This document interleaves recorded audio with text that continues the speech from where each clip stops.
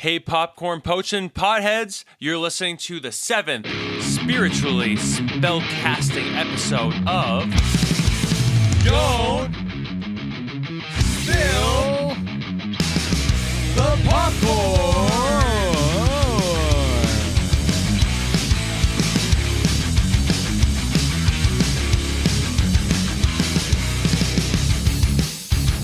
My name's Joe. And I'm Dildo. And we're two independent filmmakers who have worked together many years, here to bring you honest, critical, and enjoyable movie reviews on exclusively new films only. You can currently reach us with any comments, concerns, or corrections at don'tspillthepopcorn@gmail.com or on our Facebook, Instagram, and Twitter pages.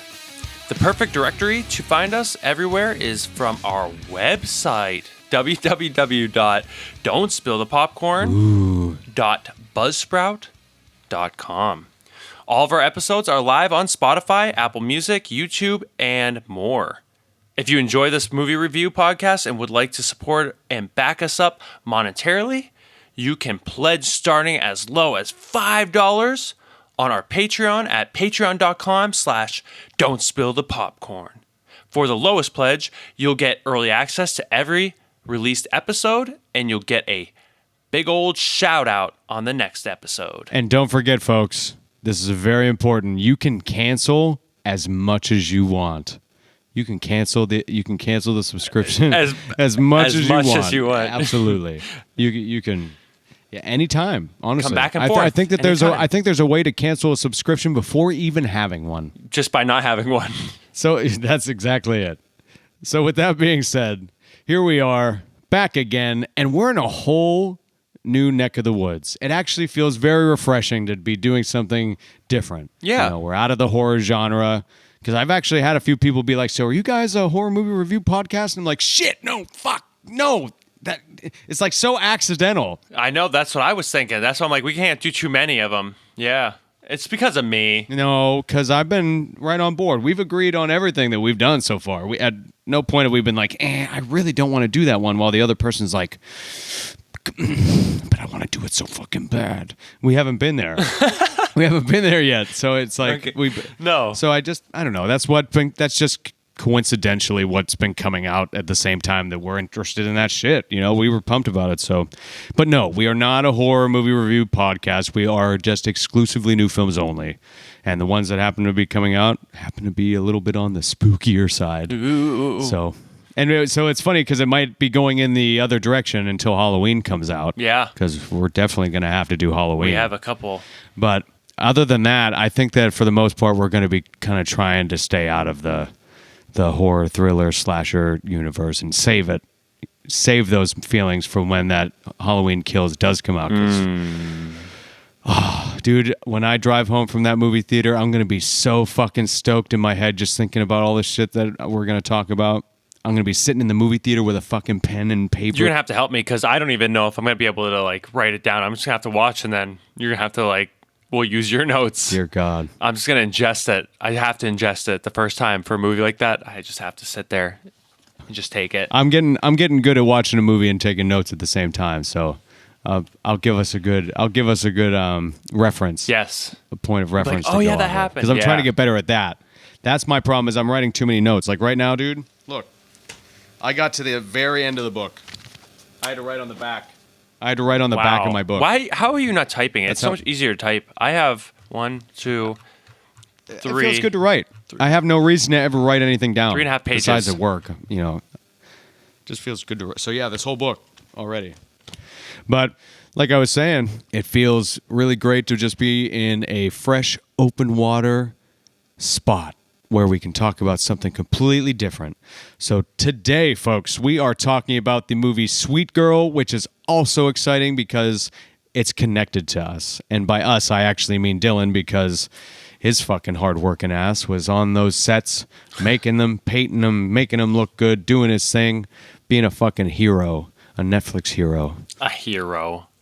I don't think hero. Absolutely. You are a hero. You're a part of what makes movies fucking magical, man. So with that being said, my friend, let's dive into the spoiler-free section by hopping straight into the goddamn news, which is going to be so much better than last time. This is going to be nice, short, and sweet. We're not going to. Last time was just gross. It was nasty. Too much. I don't like talking about bad news. It makes me sad. There's too many bad things. Good thing we meditated afterwards. Yeah, it's a good thing.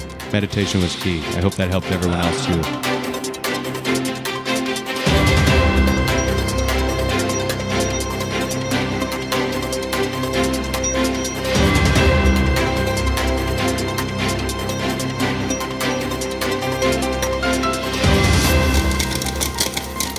Eddie Murphy and Jonah Hill are starring in a Untitled Netflix comedy, so that's exciting. Eddie Murphy? I know, it's been some time. Eddie Murphy and Jonah Hill are set to star in an Untitled comedy for Netflix. Hill also co-wrote the upcoming movie with director Kanya Barris. The film will explore some of the most prevalent issues in America's society today, including generational and cultural divides.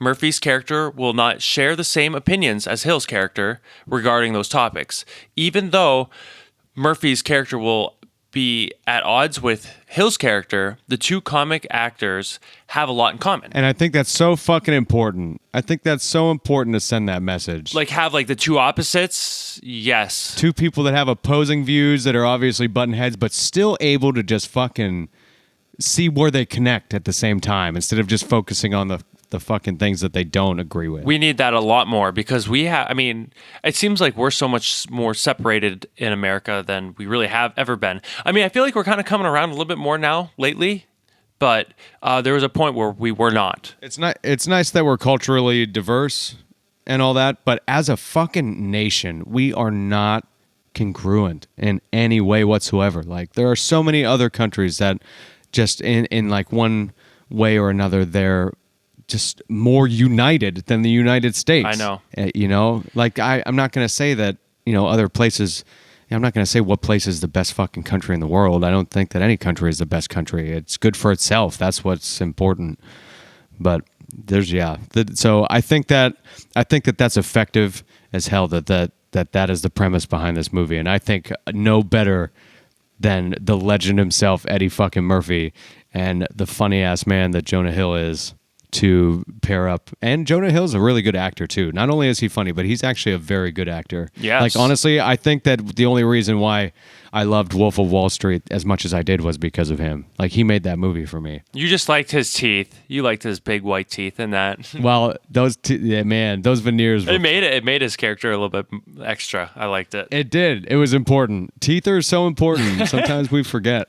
So, for example, I guess, Hill recently shared how he needed to hit the pause button on his acting career for a few years, and Murphy similarly took an acting hiatus for about 6 years. So, the two will bond over their breaks and be energized to bring their best to Netflix for the next movie, hopefully. I'm stoked, dude. I am super stoked. What was that other movie that I had brought up that sounded funny? That it was Jack Black and Ice Cube.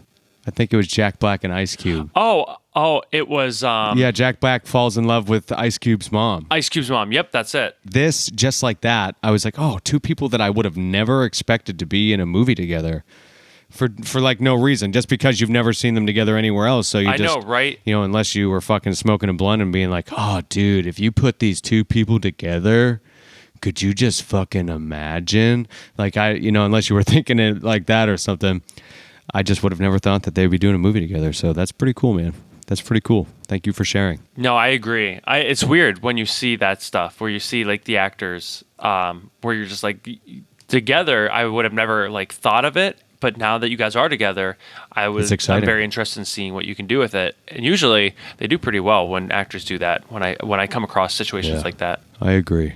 So for my part of the news here, we have leaked Darth Vader details revealing Anakin's tortured return in Obi-Wan Kenobi TV show. And come on, who is not fucking... anybody who's in the Star Wars universe, this is... I mean, I don't know. Maybe I love Obi-Wan more than other people for some reason, but I think that this just has the most opportunity to be... I mean, and I love The Mandalorian, don't get me wrong. My heart is all over it. That show is the best, absolute best. Some of the best television that's ever existed in all of television fucking history. But something about Obi-Wan and his character and how he is and the situations he gets into and just how great Ewan McGregor is and how perfectly he acts and how perfectly he plays that role. It's just going to blow my mind. And so here we are after all these years. Hayden Christensen, who got a lot of shit for his acting in the roles before and is like part of the big reason why there's so many prequel haters, which I'm not a fan of you guys, by the way. I'm just going to fucking say that. You people suck that are just love all of it. It happened, whether you like it or not. Stop being shitty naysayers. That's Joe's corner. It's good shit though. It's sad that too many people shit on the prequels because I think that they were great and they were emotional and there was a lot of action and I think it was well done. I don't think that they were shitty in any way. But so Hayden Christensen is coming back. And his last appearance was obviously in Star Wars Revenge of the Sith, which was, kind of a bittersweet moment for a lot of his fans because, like I said, not a lot of people were a fan of him, but still would have liked to have seen him still incorporated somehow. And so it's looking like we're going to be getting that. Still going to be voiced by James Earl Jones, but he's going to be, I think we're going to be seeing him more in like the process of, when he's becoming Vader, like something about him like being in this kind of plasmic goo inside of this capsule where he's like, you can still see his face and his skin and stuff, but it's all burnt up and he has a bunch of tubes attached to his body and it's like he's being preserved or he's on life support and stuff like that. And you'll probably see him become Darth Vader hopefully all over again, just with like in higher definition and with way fucking cooler camera shots and way crazier lighting. Oh. Would they de-age him? Is it like a time thing where like he was younger when it happened, or you think? I mean, he didn't really age too much in the last however many years it's been. Well, my question is, why did they pick him again if they had such hate for his acting? I don't think that the people that did the movie did have hate for his acting. I think it's just straight up a bunch of fans don't like it. But I feel like it's just it's the negative stuff. It's the negative stuff that always gains the most attention too, though. You know what I mean? Do I think that he was the best actor in the whole wide world? No. But I think overall, the movies as a whole didn't need him to be the best fucking actor in the whole wide world. I think that he did play a pretty good kind of disturbed, had to kill an entire fucking army of a different race because they captured his mother and shit. It's just... I don't think that anything was bad about that. I mean, what do you think? You watched the movies with me. What did you think about his acting and how he did? Do you remember? I don't think I thought of his acting that much. I wasn't really paying. There was so much for me to like take in. Right. It was just enough to believe that the movie's happening. Yeah. Right. It's enough. His acting was enough to make it believable. And sometimes that's fine. But I do remember it being an issue, though. Like not maybe necessarily for me, but I think I might have like went back and looked and been like, okay, I could see where people thought this. Like, there's definitely moments where I'm like, okay. Oh, for sure. I agree. Same thing with the kid, too. Anakin's child actor, I thought he was corny as hell, too. Oh, yeah. It's hard. Maybe that's who I'm even thinking of more. Either way, as far as I know, either of them pretty much didn't do anything else after that for quite some time. And I think that the child actor didn't do anything else ever again. Ouch. You were the chosen one! It was said that you would destroy the Sith, not join them! Bring balance to the Force, not leave it in darkness! You were my brother, Anakin! I loved you! I hate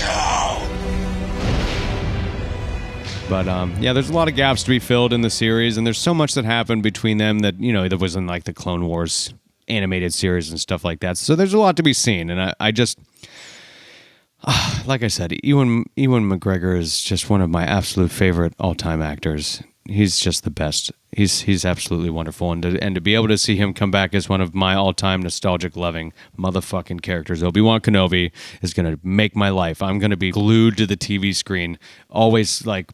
I'm going to have my DVR ready. I don't care if I got to pay $60 a month for this stupid application just so I can watch this one TV show. Well, it's going to be on Disney Plus, so it won't be that situation, but I would have done it if I had to. I would have done it. So there's a lot of other shit coming up. We got new Mandalorian coming up soon. Apparently, people were saying that that's going to be mind-blowing. Now that they brought back Boba Fett, they're going to use him, but they're going to have a whole series just for him and his badassery, so that's going to be nuts. But most of all this is going on that'll be coming up in 2022, as with most things. I know. I remember seeing some titles for 2022 back in like 2020, and I'm like, oh my God, that's so far away. But now we're almost there already. So Dylan, like I was saying earlier, you had the opportunity to be a worker for Netflix. You had the opportunity to be a set painter for the movie Sweet Girl that we are reviewing today. And I would love to hear any experiences you had or what it was like being on set, or any stories that you have that are relevant, or any cool little nicks and knacks that you got out of it, or anything cool that you remember that has anything to do with it. Give us that insider information, that sweet, don't spill your motherfucking popcorn insider info, Dylan. I mean, you superstar. I don't really have anything. We can just move on. No, I mean, I had a... Well, you heard it here first. We're moving on. I had a blast. I think that was probably my second favorite thing I worked on, as far as like the actual film, like where I'm actually getting a paycheck for doing filming stuff. That was my second favorite one, and it was a very long. It was like right before COVID hit. Like we just finished out right before COVID even was a thing, and it was nice. It's different than the pacing we have now for things after COVID. So, but the crew, everyone seemed like they had a lot of fun doing this, and like Jason Momoa, he was a very nice guy. Like he was always around. There's some actors you'll see where they like try to like push them, like they try to kind of go off on their own like areas and stuff like that, or kind of not associate with certain things. But he's just all over. Like he's talks to people, all departments and stuff like that, and just very down to earth. I remember one of these stories. I love telling this one because this was like my funniest one. Actually, probably my funniest in film, like stuff that's happened to me in the film business in general. But one time I was napping inside on my break, and I usually don't like sleep inside. I don't like when people watch me sleep. I go to my car. But I was like, okay, I'm going to take this quick like 10-minute nap on this. Somebody like let me borrow their cot. So I like laid it out real quick, and it was a weird day. There was not as many people there. So I laid down and I woke up, and there's this like dog in my face. I'm like, what the heck? And like I was like disoriented because I was just, woke up, and then I seen the dog, and then I look up, and then there's, Jason, he's just standing right on top of me, and he's like looking down, watching me, and he just starts laughing. Holy shit. I'm like, oh my God, and that's what's funny. It was like, he was just like, what's up, Jason? It's just stuff like that where he was just like, other actors would have just kept on walking. He like took the moment to just be like, yeah, let's see what he does. And it's funny. And then my second experience I had with, Isabella Merced, we were at lunch once, and she was next to me, and we were talking, and this gross, but she was talking, and like she like something like spit out of her mouth and like landed on my like lip, and I'm just like, oh, I'm like, you got me, and it was, and then we just started laughing. But those are some of my funny experiences with the actual like acting crew. But as far as just like working on the film itself, it was fun. It was the biggest set that I think one of the biggest sets that Pittsburgh's ever made, and I really enjoyed making that set, which was the courtyard scene, which is more towards the end of the film, which we'll talk more about in the spoiler section. And I had a lot of opportunity to grow and learn more on this one. And I think it was my first movie, actually. I think it was my first actual movie. Most of the other things I worked on were shows like Mindhunter and I'm Not Okay With This and things like that. But Sweet Girl was my first movie. Wow. Well, that's great too, man, because if you ever reach the point where you feel like you're not learning anything anymore, it's time to move on. You know what I mean? It's time to move into something different. So that's good that, within all of this that you're still learning things, and it's still, it's still helping you grow and become better at what you do and mastering your craft. It's fucking awesome, man. Absolutely, buddy. I love that you do that. I love your dedication to it. Thanks, bud. I admire you for that, because you put in the fucking hours, man. That job's no joke. Like, you got to want to work or you don't belong. You don't fit in. Yeah. Everybody you work with sounds like workhorses too, man. Yeah. Everybody sounds like they're just born to fucking work, and they do it. Some a lot more than me even. That's wild. So yeah, kudos to everybody, honestly. Like I try to mention this as much as I can. Like, the people that work behind the scenes, the people that are making the magic happen, like, you are the real heroes. I think that I've said this like 2 episodes ago or something like this. Seriously, you guys are just like the unsung heroes. Like, and I'm glad too. Like, if you check out the movie towards the end, you'll see part of the paint crew, Dylan Hoffman's name is credited in the movie. Yay! Yes, that was the first time I seen an official credit other than my films. I definitely was very excited about it because I think I was actually looking for my boss's name, and it was kind of like scrolling through, and Cameron and I were sitting there watching it, and I think I was also talking about like a fellow coworker, and I was just talking about him for some reason, and I mentioned his name, and he was like, "Oh, there he is. That's his name." And I'm like, "Wait a minute!" And like it clicked to me real quick. I'm like, "Well, if that's his name, that must mean I'm there." And I look over and I see my name, and I'm like, "Oh my god, there's me!" And it was just because I was not expecting, because that was the first time. Usually, like shows, you don't really see the names and stuff, like not to that extent, but movies apparently you do. So I was just like, "Whoa, this is so cool!" So I was very excited about it. It was like a milestone check mark for me. Yeah. And you know what? There's one other thing. Since we brought up Star Wars, I feel like that allows this to be relevant. You met somebody and actually had kind of more of a deeper relationship with somebody in the Star Wars universe. I forgot. Yeah. Yeah, I forgot that I did that. Go ahead and share that since we're in the, we'll just get into the personal and current events section. Let's dive right on into that right now, and you hit us with some personal life shit. Anthony Daniels, Anthony, I don't know if he's pronounced as Anthony or Anthony, but he is the one that does C-3PO, and I actually did not meet him on set or anything, like working on films. I actually met him when I was working at a hide house here in Pittsburgh, and I talked to him a bunch of times, and breakfast and stuff like that. I'd come over after I was done working and stuff, and I'd sit down next to him, and I just talked to him about the film business, and he pretty much just said that it's a lot of work, and you have to work hard, and some dreams don't always come true, and some other ones do come true.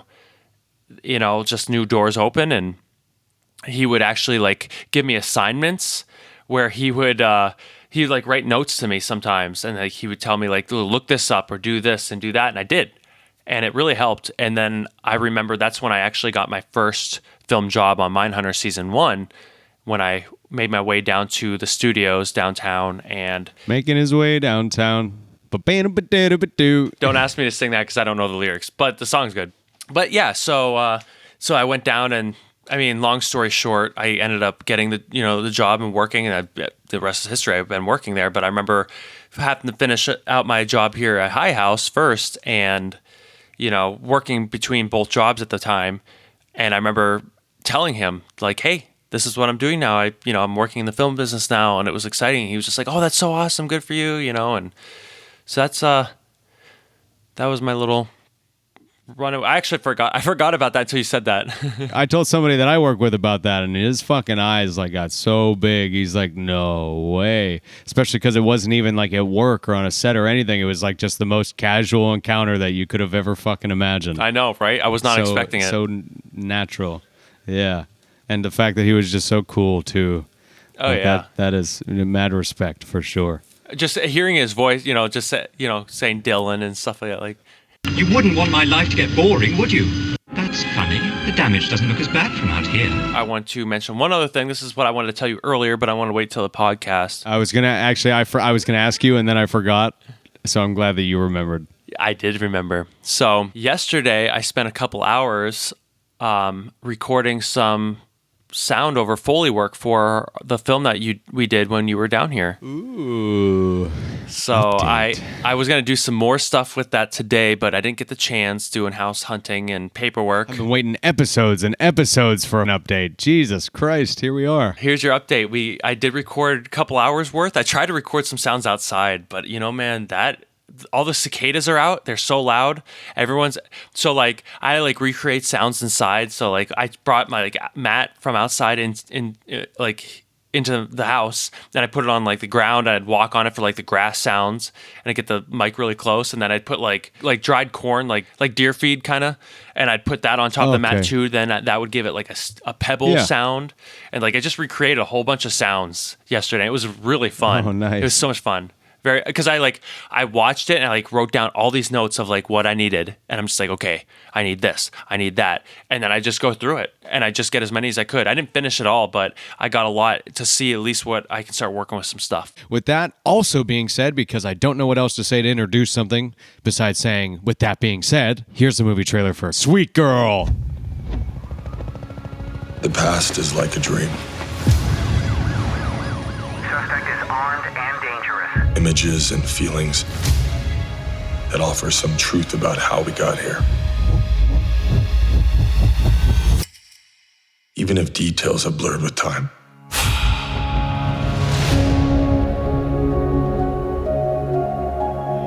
I had a dream last night about that trip we took with Mom in the woods. I miss her. I miss her family. My wife was supposed to start a new medication. The company that makes the drug pulled it off the market. Paying competitors to sell generic brands of drugs? That is immoral. Our next caller is from Pittsburgh. If my wife dies, It's your death sentence. I can help you get justice for what happened to your wife. Who's that? Local family gets ravaged by big pharma's greed. We could blow this thing wide open.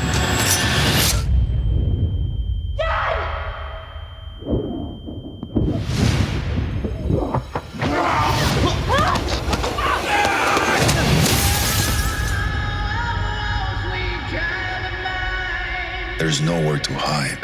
We know who you are. People are gonna come after us, aren't they? We need to go.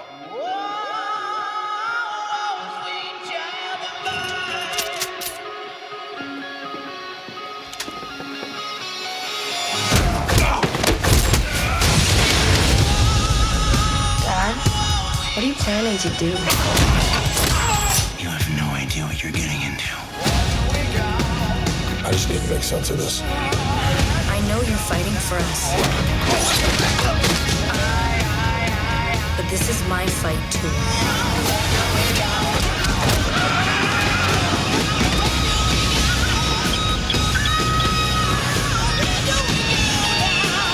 You going after powerful people was a dangerous business.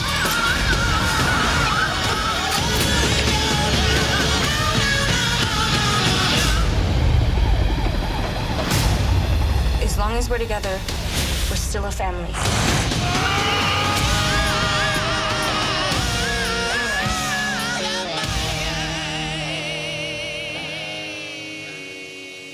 The brief description from IMDb says, a devastated husband vows to bring justice to the people responsible for his wife's death while protecting the only family he has left, his daughter. Categorized under the action thriller genres, this R-rated Netflix original, directed by Brian Andrew Mendoza, has pulled together a 5.5 out of 10 on IMDb, Ouch. a 15% on Rotten Tomatoes, Wow. and 46% on Metacritic. Ouch. Those do hurt. Those do really hurt. Especially Rotten Tomatoes. I told you, man, no mercy from them. If they're not feeling something, they let you know. People are rotten on Rotten Tomatoes, that's for sure. I don't agree at all with it. I find not very often that I agree with their score. Like it's either usually higher than I think or lower than I think. Yeah, always for me too, usually. But I mean, these numbers suck, but it doesn't really affect me personally. Like I know I worked hard on it, and I'd hope that the movie would turn out good. I thought it was going to be better than apparently it turned out for what other people thought it was. But I don't, like I said, I don't take it personally because it's not my story to tell. It's just my story. It's just my job to help make that story come to life from what other people are telling me. Why don't you let us know what somebody who might have given it a 5-star would say? Well, one 5-star review said, "Not just a pretty face." Of course, I was interested to watch it because, well, Jason Momoa. Hot boy. Need I say more? but I was pleasantly surprised by how much I really did like it. Not the usual run-of-the-mill bad guy chasing good guy movie. It's not often I can't guess the ending, and a movie will always get my vote when I can't. Thinking of watching it again from a different perspective now that I do know. And as always, there's always one big PU stinker that's got to leave a nice, good, fat 1-star review. Hey, Joe. Yeah. What is that 1-star review? It happens to be titled Really Awful. And I don't mean the title is awful. I mean the title is really awful. I'm stuck in this loophole where I'm going to keep saying this and it's never going to make sense. I know. Nope. It still gets confusing. You just repeat yourself. The title for the review. There we go. The title for the review is Really Awful. Damn it. No, the title. No, the title of the review. It says Really Awful. Like it's labeled Really Awful. There you go. Thank you. Holy shit. I would have been trapped in that for all of eternity. I would have never figured it out. Thank you. God, my chest started to get tight. I was like, I'm never going to find my way out of this. Major anxiety from. I did. Wow. I did. So this is a 1-star review, folks. And this person says, I can deal with suspending disbelief to a reasonable degree, but this story is wholly implausible and brutally slow for an action movie. It took me 3 tries to finish it. I mean, I don't know. I feel like if you come back to it 3 times, you were just watching it when you had time to watch it. I don't think that you were just trying it out. I think you just got to it when you had time to watch it again. They is ashamed that they did. 2 big thumbs down. Well, let's put it this way. We can't have all 5-star reviews. We need a 1-star for a funny little thing to put in our podcast. So that's the only one, though, right? Correct. That's the only 1-star review. No, there's mostly 1-star reviews. No, you're supposed to lie. Nah, you need to lie. It's the truth. It's the truth, man. There's so many 1-stars, it's gross. Oh, wow. So you had so many to choose from. You're like, ooh, which one's a good one? It's overwhelming. Well, actually, no, they were honestly, I don't even like this one. I thought all the bad reviews were like, it was like bots made them. Like, I almost don't believe that all the 1-star reviews are real. Like, I almost feel like somebody is trying to sabotage the movie by doing like botted fake reviews, because they were like so uninteresting and doesn't really seem like real critiques. So maybe everyone that's doing these reviews is from Alabama. Oh. Well, hopefully there's no listeners in Alabama. Sorry, I'm trying out my comedy on this podcast. It is going to be a very hard time to do comedy in this cancel culture. Yeah, man. And speaking of that was a huge, huge thing that was talked about when I recently went to see Joe Rogan at the Amali Theater in Tampa. Oh, you've seen Joe Rogan? Shut the fuck up. You know that I don't patronize the listeners. No. Yeah, so it was awesome. It was my first comedy show. And I got super drunk off of a 20-ounce beer because I'm a fucking lightweight and I never drank beer. But it actually made it fun because the show ran late because it took forever to get everybody in there because they made everybody lock up their phones. Because for those of you out there who don't know, when a comedian is writing new skits and new act coming up to a special, first they write out some ideas, and that's usually never like very great, or they're still working it out. And they just go to these little tiny clubs, like these little places where people just kind of show up, like local pubs in the city and stuff like that. And they slowly work their way up to like maybe a little bit bigger of a venue, maybe a little bit bigger. And then they go to a fucking arena like what I just went to. And then maybe they'll go to like a stadium. And then after they go to a stadium, then they're like, okay, and through this time, they're working on the material, getting to a bigger audience to try to perfect those moments of those jokes. And so by the time that they finally feel like, okay, I've seen and done enough with these jokes that I've perfected it enough to finally do a special, and then they do that special, and then those jokes disappear forever from their act. Because comedy is just one of those things where it's not like you can rewatch a movie, you can re-listen to a song, but you just can't.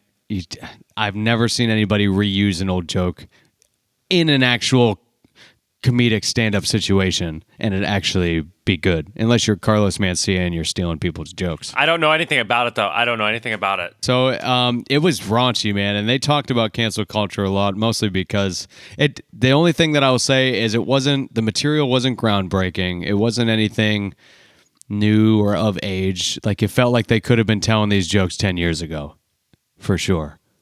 Didn't feel like new material. It was new material, but it didn't feel like new material. But don't get me wrong, Joe Rogan was funny as fuck. I can't remember the middle guy's name. He was funny, but he also was like trying way too hard to be offensive, it felt like, at the same time. I mean, it worked sometimes, but other times I was like, God, like, it's so purposeful that it sucks. But it was good, but it was like so intentional that it sucked. Didn't feel like it was just rolling off of them, you know what I mean? But the first girl, Lara Beatz, Larabeitz, she was very funny. She was wonderful. I think that she did fucking great. So look her up. She's good. She's on the way up. She's not super new, but she's pretty new to the bigger scene. And she was on his podcast, and I think she's hilarious. So definitely check her out. She was the highlight for sure for me. But like I said, Joe Rogan is naturally just funny as hell. And he definitely brought up some funny ass shit. And just out of respect, I won't repeat anything. I do remember some of the jokes, but I won't say anything out of respect for comedy. So that's pretty much all that I got. Other than that, I'm definitely feeling better. I still kind of sound like shit, but I'm ready to be here and ready to do this, my friend. So let's continue on through this episode by telling me, please, if you do not mind, good sir, who are the main faces in this film? Handsome. Everyone calls him handsome. The handsome Jason Momoa. He is known from Baywatch, 1989, Stargate Atlantis, 2004, Game of Thrones, 2011, Conan the Barbarian in 2011, and Aquaman 2018, and Dune the remake, which is not out yet. I watched the original Dune by David Lynch. Yeah. Yeah. Love Lynch, one of my favorite directors. Was not a big fan of Dune. Maybe I should give it another chance, but I didn't really like it. Yeah, maybe Jason will save it. Yeah, we'll see. Some of the other ones, we have Isabella Merced. She's from Transformers: The Last Knight, 2017, Instant Family, 2018, and Dora and the Lost City of Gold, 2019. I didn't realize that till I saw that, and I was just like, wow, that's who that was? Because I didn't see that movie, but I actually just wanted to watch it, even just by myself, because Dora was part of my childhood. So I was like, God, that looks fucking sweet. I want to see that. I had no idea that was her, and I pieced it together, and I'm like, wow, that's pretty neat.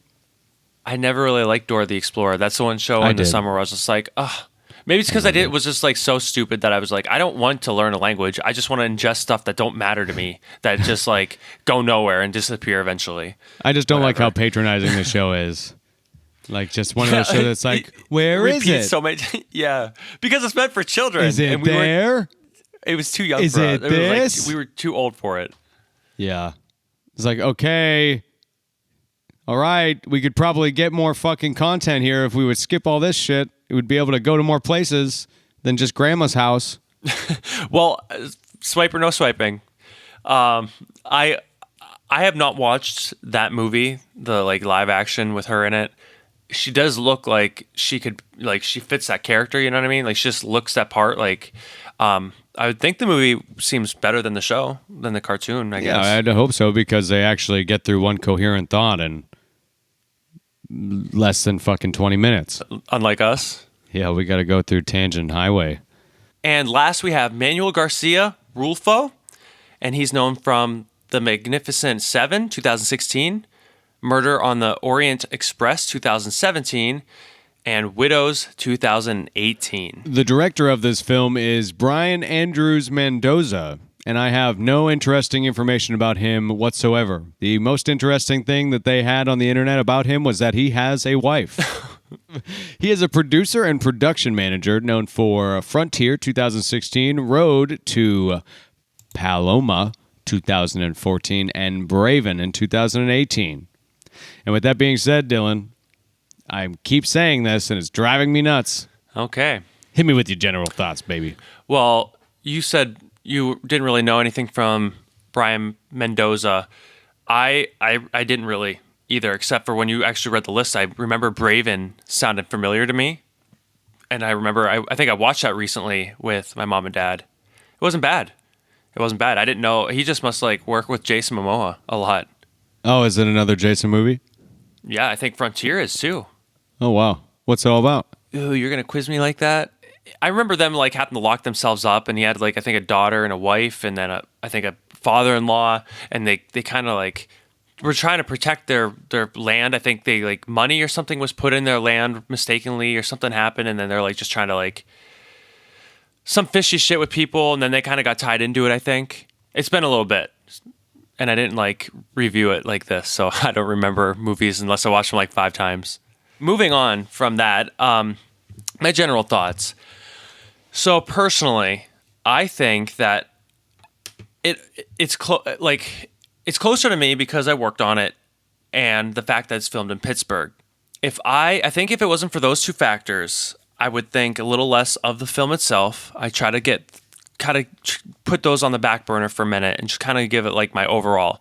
I think it's one of those movies where if you're in it for the action, you might not be coming to the right place for this one. Like if you like a lot of action, if you would like a film that kind of has something to say in a way of like big companies and just Conspiracy, like with a little and bit corruption. of action, but like, yeah, I mean, corruption, just like in general, things like that with some action involved, then this would probably be your perfect movie.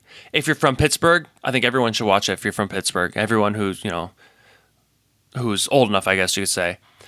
And anybody who worked on it, I guess. If you're not into any of that stuff, I don't know if it's one of those ones that's going to stick with you.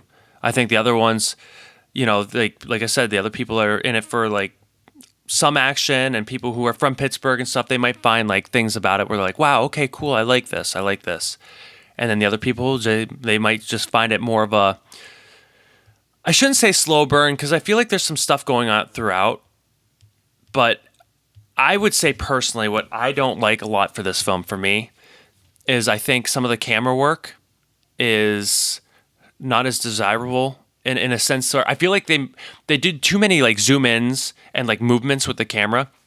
There's a particular scene where they're like kind of like coming behind Jason Momoa real quick, and it felt like the paparazzi was following him. Like I felt like I had a whole bunch of people just like following right behind him. I'm like, oh, if the cinematography was just a little bit different with the camera work, I like that. I also noticed they did a lot more zooms. Everything seems so close up in this film instead of being further out. The edits, there's a lot of cuts where I'm like, wow, that was not a very good cut in my opinion. But overall, I say it's a middle movie for me, and it teeters more on a rewatch. Well, I definitely am going to rewatch it, but it teeters more on a fact that, like, on a side of like positivity. I like it a little bit more than I don't like it, but I don't think it's amazing. Okay. Thank you for those wonderful, generous, general thoughts there, Dillaroonie, or I guess today you are Dill Doe. My general thoughts happen to be actually more parallel with yours than I thought that they were going to be. I'm right there with you with the camera work and stuff like that. I liked it at first, and then the more that it happened, the more that it started to irritate me. It really felt like a documentary sometimes. Like it felt like this camera crew was just like, they got sponsored or something, and they were going through the events of his life with him a little bit. And it happens to be like this team that's like just going crazy, standing around the background, going through everything that's going on in his life somehow, like they're cameramen and stuntmen at the same time. So the movie made me a little motion sick for sure. I definitely have a huge critique on the camera work. I think that it was good for some of it. If they would have found better spots to incorporate it, some of them worked, most of them didn't. That's how I feel about that. So I'm right there with you, man. I think that was annoying. I think the lighting was good. I think the music that they made was not distracting, and it fit in perfectly. I don't really have anything to say about it. It was just there. It got you through the movie. It did its job. Nothing unique there about that. But overall, I enjoyed this movie a lot. As far as the story and the script and the way that it played out, if I was a producer and somebody slapped that fucking screenplay down on right in front of me, I would have read it and said yes. I would have absolutely no second thoughts, would have absolutely been a yes. Would I have done it a little differently? For sure. Absolutely. But overall, I still think because of the story itself makes it a great movie. And you shouldn't go into it looking for an action movie. You should be going into it looking at a movie that's going to tell you a fucking story. And I think that that's what it is. It's not this big pumpy in your face, flexing your fucking biceps and shooting these automatic rifles kind of shit. Like, this isn't a Sylvester Stallone, Arnold Schwarzenegger movie. It's just not. I don't know why anybody would say. I know Jason Momoa is a big, strong guy, but I don't know why that automatically has to mean that it needs to be this bone-crushing film. So, because the trailers made it look like that. I guess. Or the trailer zoomed right into his face, and they just talked about how, like, quote unquote sexy and on fire he is. Yeah, I think that there was a lot of things revolved around this movie, including the advertisement. That yes, it was funny, but also weak. Yeah, I think it ruined the turnout for it, to be honest, because it never told a story. Like, I would have never known from half these trailers what the movie was about. I would have known that Jason Momoa was in it, and there's some action stuff going on. That's what I would have known. Right, but you have no perspective, not even a little bit. But overall, yeah, like I was trying to say, I think that it's a really good movie. I love the story, and that's what makes it for me. I think the acting was definitely on par. There was definitely some acting that we'll mention throughout the spoiler section that was not on par. Like, there's just a few moments where I was like, ugh, or I felt like I'm missing something, or I can't wait to hear them. Yeah, there's a few. There's definitely a few. But other than that, honestly, it was a good movie, especially towards the beginning, a super duper emotional roller coaster that hit me hard as fuck. And I hate when they do that to me, because I don't usually let out a lot of emotions in my regular everyday life. So when I'm just focusing on something that makes me feel emotional, that's when it comes out, my emotions and stuff. When there's an emotional moment on television or on a movie or in a song, that's when I feel my feelings. So that, like, those things make me vulnerable. And this movie was definitely one of those movies that it just made me feel vulnerable. And I definitely cried, dude. I cried pretty hard. Just fucking killed me. I would definitely say for sure that I recommend this film to pretty much anybody who is able to watch it. I think that you should just be ready to sit down and watch something that's going to take you on a ride it's not a pleasant one. It's not pleasant at all. It's very the whole experience is unnerving, and you're constantly rooting for the right thing, but to get to the right thing, all the wrong things need to happen. And with that being said, I think that I'm good on that film. I think that I like it a lot, and I think that I recommend it wholeheartedly. I don't frown upon it whatsoever. Just that camera bullshit. That's like the biggest no-no for me. Like, I could excuse that pretty much everything else one way or another. You know what I mean? Like, there was enough going on around it that I'm like, okay, yeah, fuck, that. But what really shit on it, I think the most, was the decision for the camera work. So since we got our general opinions out there and we talked some, about the film and stuff a little bit, I really just want to talk about the spoilers now, things that people who have not watched this film would not want to hear. So I would say go watch the film, come back, and listen to the spoiler section.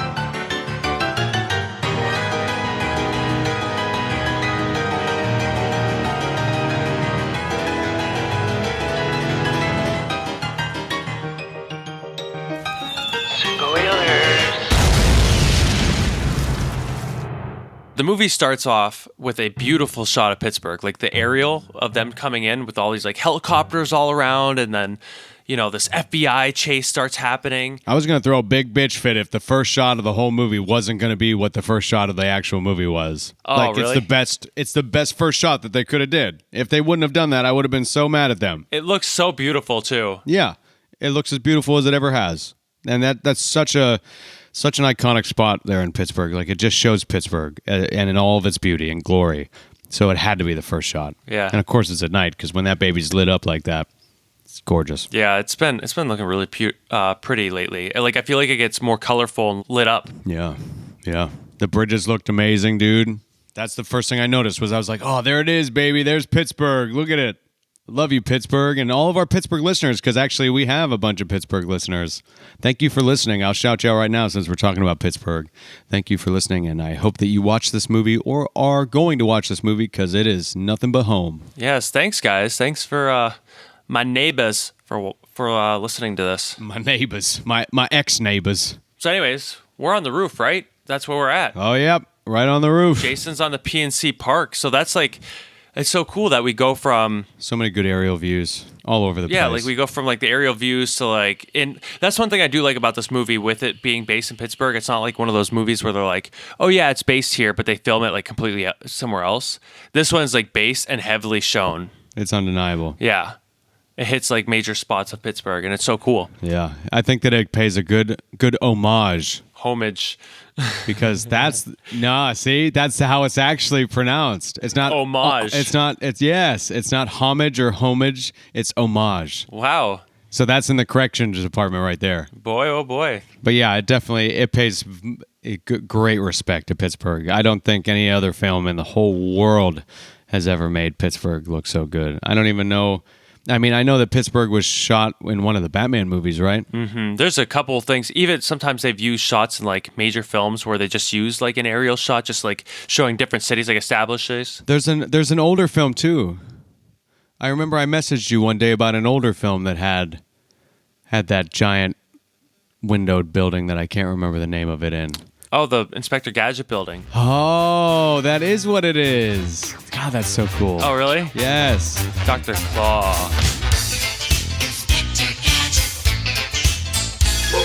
That's so cool. Glad we thought of that. Yeah, this is like a Pittsburgh episode. Holy crap.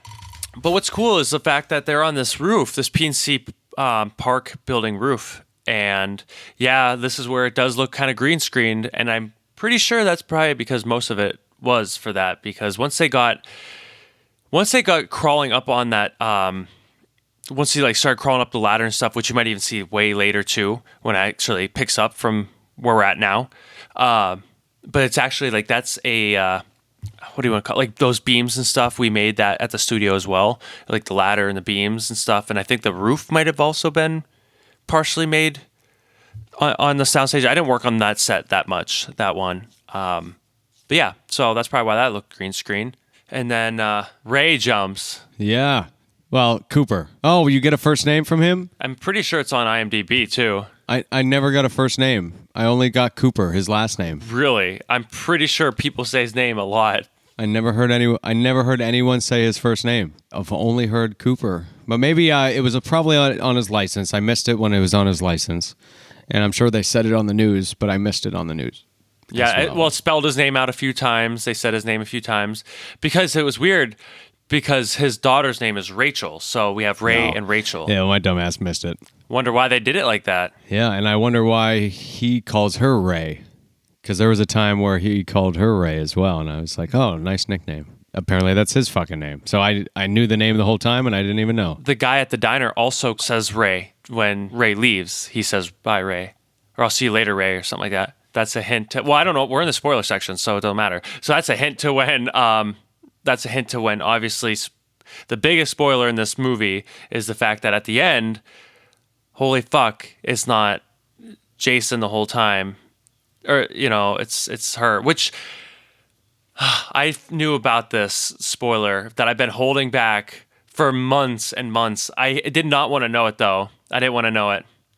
They definitely spilled the popcorn in a bad way. I think it was my boss. I yelled at her this time, like, you told me. Oh, that would totally soil it. Oh, I'd be so pissed. I would actually have been with rage. Yeah. So I looked for it the whole time. I was like, well, I was very disappointed when I heard it, because I think the two people were talking about it. I'm like, what? Ugh. Damn. And we're not even done filming it. You know what I mean? We're still in the middle of filming it. And I'm like, great, that sucks. So I had a long time to wait and just know that it was her the whole time. How did you feel about that? Oh, I thought they did it better than I thought they were going to do it. I wouldn't have liked the movie nearly as much without it. Oh, yeah. Because it would have kind of felt like, oh, here's another revenge movie, even though there's nothing wrong with that. And all the people that are bitching about revenge movies are the same people that are going to be like, where's all the revenge movies, when they're gone for a fucking decade. Right? Oh, my God. For real, dude. People are always like that. I like revenge movies. I'm dead serious. Yeah. So I think that it's a genre. You know what I mean? Liam Neeson does revenge movies. It's just there's a whole fucking list of them. They're just. I think that they're great. It's an idea and it can play out in so many different ways. And I think that that's just right there. You could decide right at the table, hey, we're going to make a revenge movie, and it could go anywhere from there. You know, and this one went in its own direction, and I actually did like that as well. That definitely blew the lid right off of my top. Like I said, I knew it was coming, and it sucks. It was another thing that I felt relatable to my character in the Horrible Four Resolution. Oh, yeah, spoiler for that. This keeps coming up a lot. Yeah, that is kind of crazy. I actually didn't even put 2 and 2 together that you say that. I got some fucking Last of Us vibes in this film, like Last of Us if there were no zombies. And they were actually just dealing with real life bullshit, and they were the same kind of people. Okay. A little bit, I did. I got kind of Last of Us vibes, just a little bit. Just if there was no zombies. I don't know if I got that vibe or not. But you're definitely and kind of towards the end too, like when Rachel was fighting that fucking jerk in the fountain. Oh yes, the way she does it. Yes. Like it reminded me of that last fight too, when she was fighting Abby in the water. Okay. I get you now. I feel that. I would like to actually watch it again feeling that way. But when they were like traveling around and in the woods and stuff together like that, you know what I mean? And he was just like the strong, like, come on, like you're going to follow me figure. But she was like super energetic and was like, you know what I mean? Like kind of on the wilder side, like to like fight and was interested in the stuff that he was interested in. I just felt that. I got that same kind of dynamic as I would have expected when I see the TV series for The Last of Us. Well, hopefully that does a good job. Yeah, I know, right? Just like that short we watched that one time. Yeah, so now we jump to years earlier. So this movie kind of hops around a little bit with the timeline. That stuff usually doesn't bother me as long as it makes sense and it's leading us, you know, in the proper direction and it's not wasting our time. Yeah. So we get drugged back a little bit. We got to get the backstory. We're going to get the reason why we're even here in the first place. It's that Quentin Tarantino big first moment where it's like has to get that real in your face actiony thing at first to get your attention, and then the story kind of proceeds after that. But you got to remember, Quentin Tarantino always does stuff too where he like sometimes the last thing might be first, and then you go back in time, and then you go forward again, and then you go backward. He like goes, he messes with time a lot, all over the place. Sometimes that gets me confused, but also some of his movies are so good. And that's the thing too, is he says that the very first thing he thinks about is what his opening scene is going to be like.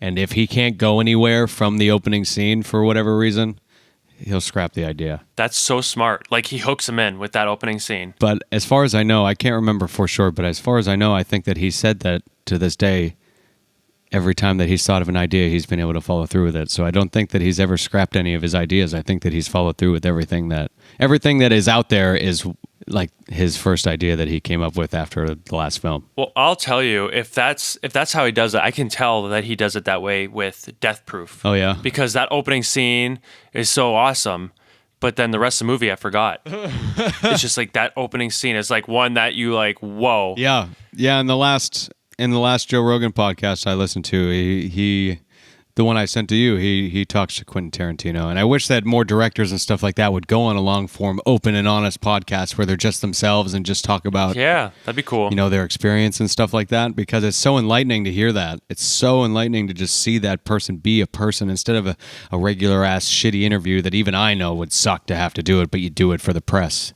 You do it for the, you know what I mean? To get yourself out there. One-on-one time with somebody. So that was pretty neat. So that was one thing that I noticed about this that they did when he said that. That's what made me think, oh, they're giving you that kind of intensity in the beginning, and they're like, meow, meow, meow, meow, meow, meow, meow, meow. Let's wind it back. Let's get to the real reason why this shit's going on right now. Let's give you some context. Then we get a whole bunch of massages, montages of like their like the things that they're doing in the woods and like just showing how close they are. Yeah, they're hiking and shit. And then Jason's narrating. Yeah, he's talking. Which I didn't really like that much. No, because it was like one of those things where I'm like, I'm trying to understand, but I'm also watching you, and I'm just like, I felt very forced. It was just it started too deep, yeah. Like it was just like this super deep intellectual thinking of existential shit. The past is like a dream. There are memories that shape up Or Shape Us. So, I think unless it says Shape Up, but I'm pretty sure it's Shape Us. But yeah, I stopped writing and then I started writing it. I was like, oh, he's still going. I'm good. I'll just hold off on that writing the rest of it. he's like, oh, this isn't. It is, but it isn't. And this is where my first thought was, holy shit, they're filming this like they got a camera crew. Like, you know what I mean? Like, you're supposed to know that it's a camera crew. Yeah. Like the shaky camera and the quick zoom ins and shit like that. Like, I get the zoom ins during, I've been doing that a lot with like action movies with car chases and shit like that. Like, they'll do those quick zooms on the cars and shit. And then Disney movies and cartoons picked up on that kind of camera for their animations as well. They do shit like that to make it seem more intense. Like, that's a style that you use for that kind of stuff, but not for just anything. Like, in the moment, we can get to it, but the moment where he's just breaking down, fucking crying, That was a bad place for it. I was already in it, so it was fine that it was like it was already enough into it that I was already feeling my feelings, but they fucking soiled it. Yeah, they did. Like, that was a moment too, like you said, the paparazzi, where it was like it took away so much. That was really bad for me. Any chance that he could have had to make that acting moment be just soul crushing got totally soiled by the way that the cameramen worked that scene. Yep, 100%. I don't know how you could sit in the editing room and see that and put it together and be like, you guys fucking ruined it. I'm sure they might have. You got to do it again. Oh, Maybe. I did hear that there was some reshoots, I think, for some things. I don't know what. Oh, was there? Yeah. Not with us. I think it was in LA. And so now we're, at first you see at first you see Ray and you see Rachel and then you see Mom. So they're all just kind of camping out at the river, and she says something like, "What are you looking at?" to Ray, her husband, and he says something like, "I'm looking at you, girl, or woman. I'm looking at you, woman." I think is what he said, and then right after that, we pretty much go right into the fact that she's starting to get sick, that she has cancer, and it just kind of gets further into her developing of cancer, and that hospital scene is actually filmed right where I'm at now, that hospital, like right in Bellevue. So, and I was just there recently, which is so cool to be able to come back, and I was talking to people. I'm like, hey, it's coming out, and they were so excited for it. I think some of my biggest qualms with the movie was the acting within the hospital. I think most of the acting that went down in the hospital was the cringiest of the whole film. I mean, other than his crying, though. Like, it was still effective because just fuck cancer, man, But other than that, like, I think a lot of the acting in the hospital was rough. I mean, I think his crying, though, was pretty good. No, it was. No. He did fine. He did perfectly fine with that. Like, that is a fucking man who just lost his wife. You know what I mean? Like, he did just fine with that for sure. Yeah, I love that. That was the best performance part in this film. That fucking hurt, man. I was not expecting that. I wasn't expecting that. No, and I was like, oh my God, I fucking barely know this woman. How is this happening to me right now? Like, usually I need a little bit more than that to get me going. And that's what I was going to say. Isn't it crazy? They didn't do much with her character. What do you think of that? Do you think they should have, or no? You think it was fine how it was? Because they used the heavy emotional aspect, it sat in you enough that it's going to sit in you for the whole movie anyway. So whether, maybe if it wasn't so deep and heavy like that, they'd probably need a little bit more so that you kind of remember why this shit's happening in the first place. But because of the subject matter and because of what was happening and the way it went down and just how painful that it was, I think that was enough. I think it was enough. I would have personally liked to get to know Mom a little more than just seeing their best moments together real quick. I would have liked a little more than that. They're like one scene shot in the woods. It is what it is. I kind of moved on from it. What about you? Yeah, I feel like I moved on from it pretty fast. I don't think I even really thought much about her character until now, actually. Like, hey, we actually didn't, even her before she was diagnosed with cancer, we didn't get that family tie. Yeah. We've seen her more struggling in the hospital. I wish we would have seen a little bit more family time together before the struggle. And I'm one of those saps that when they used the title of the movie somehow in the movie, and it was around this point here where Ray Cooper calls his daughter, "That's my sweet girl," And I was like, oh, there it is. They did it. They said it. Sweet girl. Yep. It's like so stupid. But it was. Stupid, I mean, but- it wasn't as forced as it is in some of the other films that I've heard. You know what I mean? But it still always sticks out. You're kind of like, I could have done without either way, but whatever. I get it. But it makes sense because I think that there were a couple things that were foreshadows that I had no idea that they were foreshadowing anything. 2 of them. One of them actually. Did you watch this movie once or twice? Once. The first one is him calling her his sweet girl. The title of the movie is Sweet Girl. You know, it kind of didn't really. I was like, why the fuck is this movie titled around a girl that really seems like the co-star in this movie? You know what I mean? I was like, something's got to come around at some point as to why she is coming on top. And I thought that it was going to be when he died on the subway train, but then it turned out that wasn't it. But then it turned out that it was it. So there's that. It was it. Could you imagine though if they would have killed him off that early? That would have been that would have ruined the film for most people, just because most people are honestly there for Jason Momoa. Well, because of how much they hyped him up, right? They hyped him up a lot. So it would have been like, holy, people probably would have walked out. Yeah. Like, okay, I'm done. But the thing is, it's like kind of like that Psycho thing where at the beginning of Psycho where follow the character around for like 40 minutes and you still have like a last half of the movie and the main character's dead. The second foreshadow was after that moment when he did die, for realsies, when they go back and they, it shows however many months later, I think it was like 6 months later maybe, or 24 months later, and she's punching the heavy bag. Rachel's punching that heavy bag like he was after he lost his wife, and they showed him punching the heavy bag, which was also actually another fucking foreshadow, showing like they're preparing to be getting into the things that they're about to be fucking getting into, you know what I mean? But okay, so I found my third foreshadow right there by accident. But the second foreshadow was when she goes home and it's quiet, there's no sign of him, and I wrote down in my notes, I was like, oh, where's Dad? I mean, he ended up popping up, but you at first just see the reflection of him in the window that she's looking out in the apartment, and it just, that already right there felt like that he was a ghost. He was following her, but you follow me? Oh no, okay. For sure. Yeah, that's my other foreshadow right there. They just you're just reaching for some of those. You think so? But no, it's fine. No, I think I actually think that there's probably a lot more. On a second watch, you'd probably relate, you get things you wouldn't have paid attention to going back watching it again. You'd be like, oh, okay. Yeah, it'd be like, oh, that's a foreshadow. Yeah, that's why sometimes watching it twice is good. I mean, it does feel good for once, because this is the first one in a while that I've only watched one time and did it, and it does feel different doing the review only after watching it once. Right? I think that was Army of the Dead I've only done once. And Cruella. Yeah. And Cruella. I watched Spiral one time. And Cruella one time.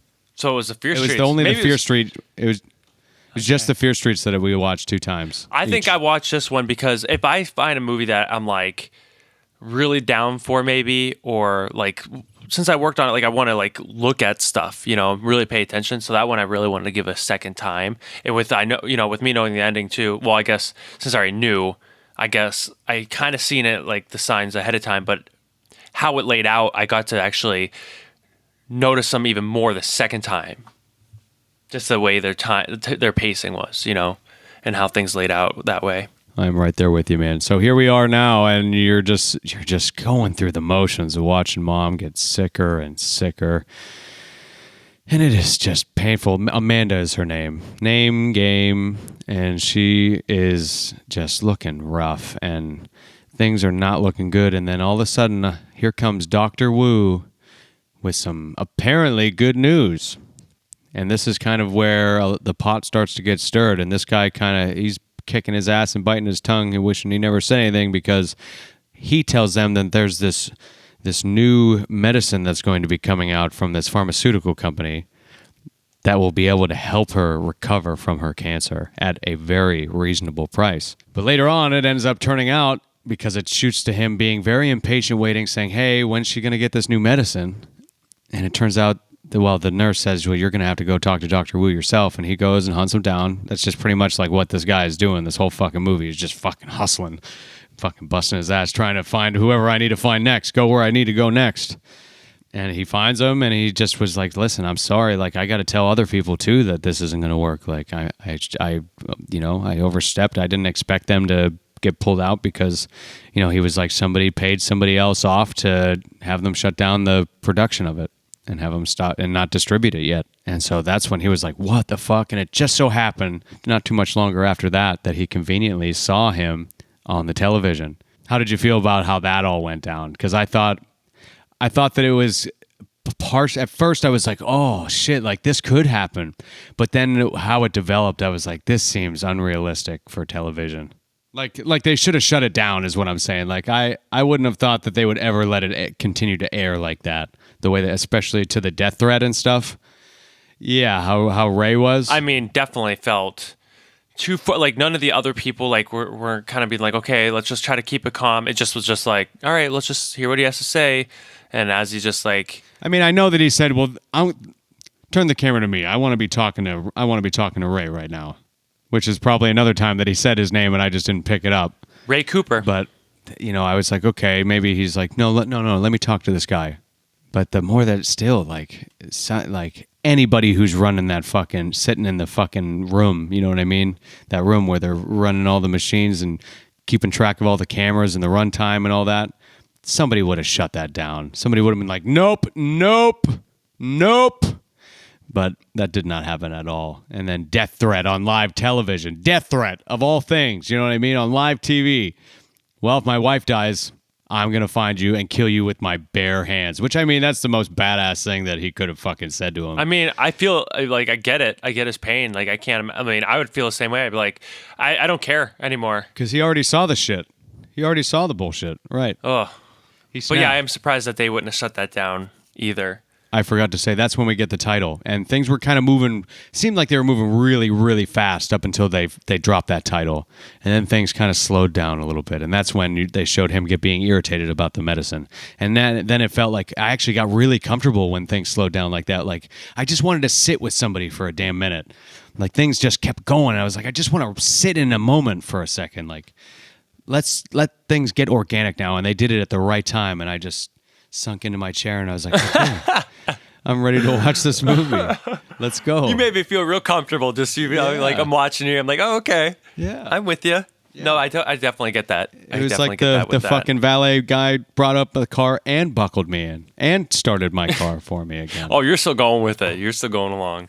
No, I agree. I think just, I like the pacing was super like all over the place at the beginning. I mean, we had the whole car chase and then the sickness and happiness and, not a lot of like dialogue, just mainly just clips. Now we're at dialogue state and it's not good news. First you promise this drug, then the drug gets pulled off at last minute and she's looking rough. You know what I mean? They're like, come on, she's fucking like, dying. It won't take time. Like it won't be long. Like time is not like at first, it was nice to play games and laugh and joke, but we're fucking clearly running out of time here. And now we're at a point where the daughter hears them. That's the first time that she kind of gets exposed to, something that's kind of fuck up her childhood. I mean, that's a big drop for a kid too, when they realize like, oh shit. And that's the thing is you could tell that the shit that he was doing was really affecting her.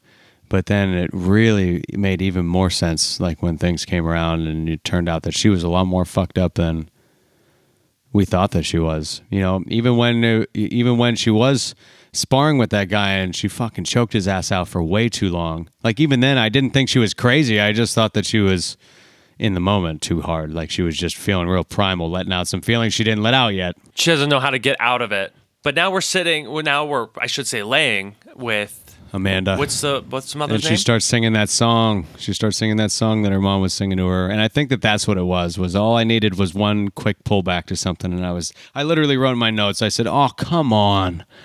And I just fucking started weeping. Sweet child of mine. Because you could just tell that the way that Ray was looking at her too, like he just knew it was happening. Her light was going out, Yeah, and actually that song, I think I watched some like behind the scenes, I guess Sweet Girl or Child of Mine. Jason Momoa really wanted it for this, and they like got approved. That's why they even filmed it in there, not just use the song, but they actually like were able to like sing the lyrics in there and stuff. And so they were super pumped about getting that. The last thing that Rachel says is she just utters, why? And then we shoot to 6 months later. Well, can we talk about that for 1 second? Sure. When she says bye. And we're done. When she says bye, she like... Oh, did she say bye or why? Because I think she says bye. I thought she said why. But it makes more sense that she said bye. Well, because I think it's the lyrics of the song. Oh, that makes sense. Pass me by or pass us by. I don't remember where she was at in the song. And it was... At that moment, I was going through so many emotions that there was no way that I couldn't have put that together. Well, you know why you didn't know? Because first they did the singing, then she died, then Rachel, the daughter, kept on singing, and then Jason just kind of looking like, okay, this is it. I'm watching my daughter with my wife, and they're she's dead. I'm sad. It sucks. So he like leaves while she's still singing. And then, or like, I think she stops at an odd point, just stops. And then he leaves, starts crying, in which, like we said, that performance was so amazing. It got me all like, holy crap. I felt it. I really felt it. And then we go back to Rachel, who's laying, on her mom still, like, her head's on her mom's chest or something, or on her arm, whatever. But that's when she says bye. Like, she finishes the lyrics so much further down. Like, I think it would have been more effective for her to have said, like, finished it out by saying bye. Then Ray gets all, upset and, like, he leaves, and does his crying thing. And then don't even shoot back to her. Be done where he's at. I think would have been a little bit more effective. Leave us there for a second, on him. And then go to the next scene and, do a nice establishing shot. His lines felt short. I feel like for some weird reason, it just felt like you never got to know him.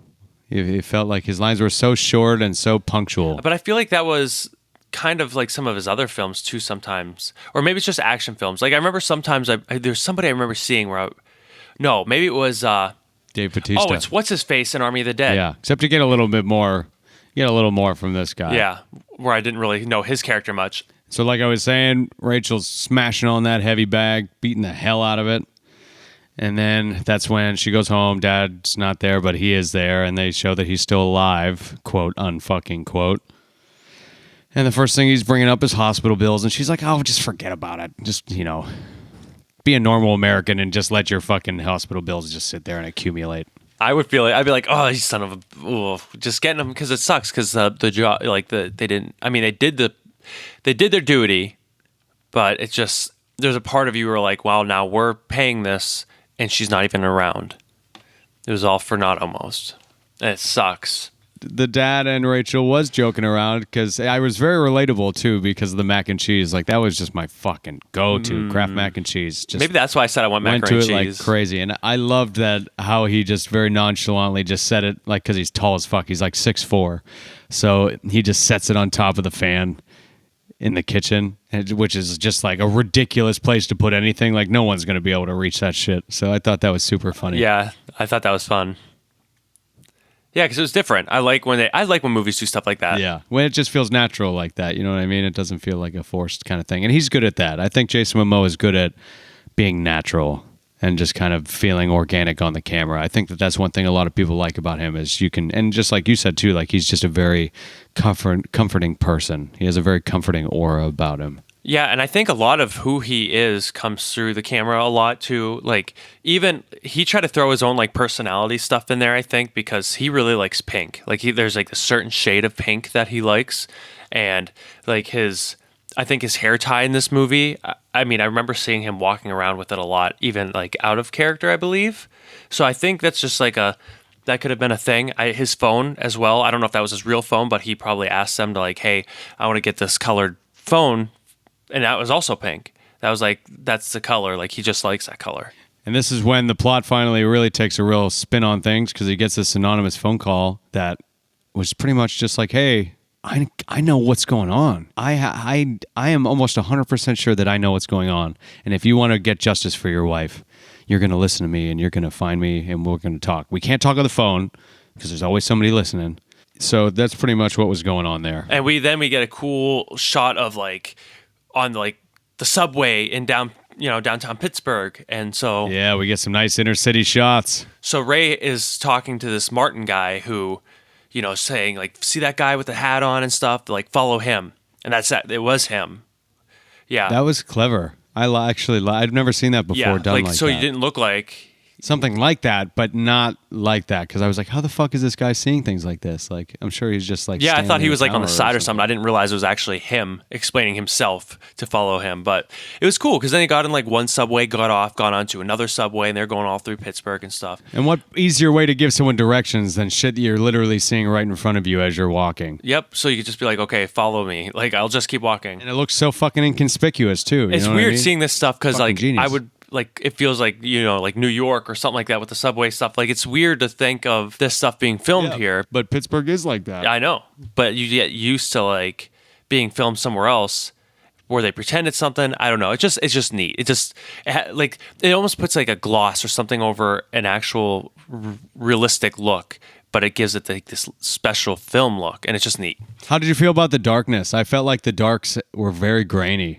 Did that bother you at all? It was very hard. I had to like change my settings on my camera. Oh, did you? You always change those fucking settings. Of course you do. No. I either have my setting and then I have another setting. Kind of both my settings, but one's for like if the image is too dark, I go with the other one. I like heavier contrast, so like I'll do more contrasty stuff. Every time that this SOB would come to my house, we would be an extra 15 minutes before we would watch a movie, which already took us 3 hours to decide the movie in the first place. He would be fucking with the settings on my TV for like 15 minutes before we'd watch a movie. Okay, but listen, I'm helping you. I want you to see the movie how it's supposed to be seen. I think that I was actually offended. I was offended because I think that I come up with pretty good goddamn settings on my TVs. And then there's Nathan who likes that weird fucking super extra fast motion shit where it looks like you're on the set watching the show. I don't even know how they got that look. Like, because it wasn't filmed. Most of that stuff wasn't filmed and like it looked like it was like 80 frames per second. So they're going through the subway. Yeah, it turns out the daughter follows even though he told him not to. Yes. Told her not to. Rachel follows behind, but she still kind of sits back and kind of like over the shoulder listens to their conversation. So Martin has some stuff to tell Ray, and Martin needs Ray's help to kind of tell their story to kind of bring this to life. He has evidence, but it's still not enough. I was getting pretty nervous about him at first, though. I was having some trust issues right out of the gate. Like, it was just too ominous. Like, I was surprised that even he was following through with just the way that he sounded a lot of the time. With him getting the phone call, like with him calling him, I think made it more like, instead of like Ray reaching out to somebody reached out to Ray. So I was kind of like, okay, he's not really heavily pursuing. So I think that maybe that's what like made me feel a little bit more comfortable and kind of trustworthy of this guy at first. Well, I guess we could still trust him because Martin, he needs something, needs Ray's story pretty much while Martin's talking to Ray. And then he gets stabbed. Right in the gut, right? Or was it back? Or did he get his throat slit? I don't remember. It was in the front. I'm pretty sure it was in the front. And then he immediately bled out of his mouth, and that annoyed the shit out of me. I hate when that happens. The second he got stabbed, and then boom, is like as he was falling back, he was already bleeding out of his stupid mouth. Yeah, that shit. It doesn't happen until like later. Like it's not like your blood goes woof right out. Like he's got to cough that shit up. I've seen some people I've seen some movies where people have gotten stabbed in like stomachs and stuff like that, where they've spit the blood out like a second before they even get stabbed. I'm like, can you just give it like an extra 2 seconds, please, or something? You just hold on. Hold on, hold on, hold on. Just let time be patient. Like, at least don't make it happen before you get stabbed. And then we're on to our first fight, our first super physical, hardcore fight. Yeah, and this fight was pretty cool. Made me think of the Nobody movie.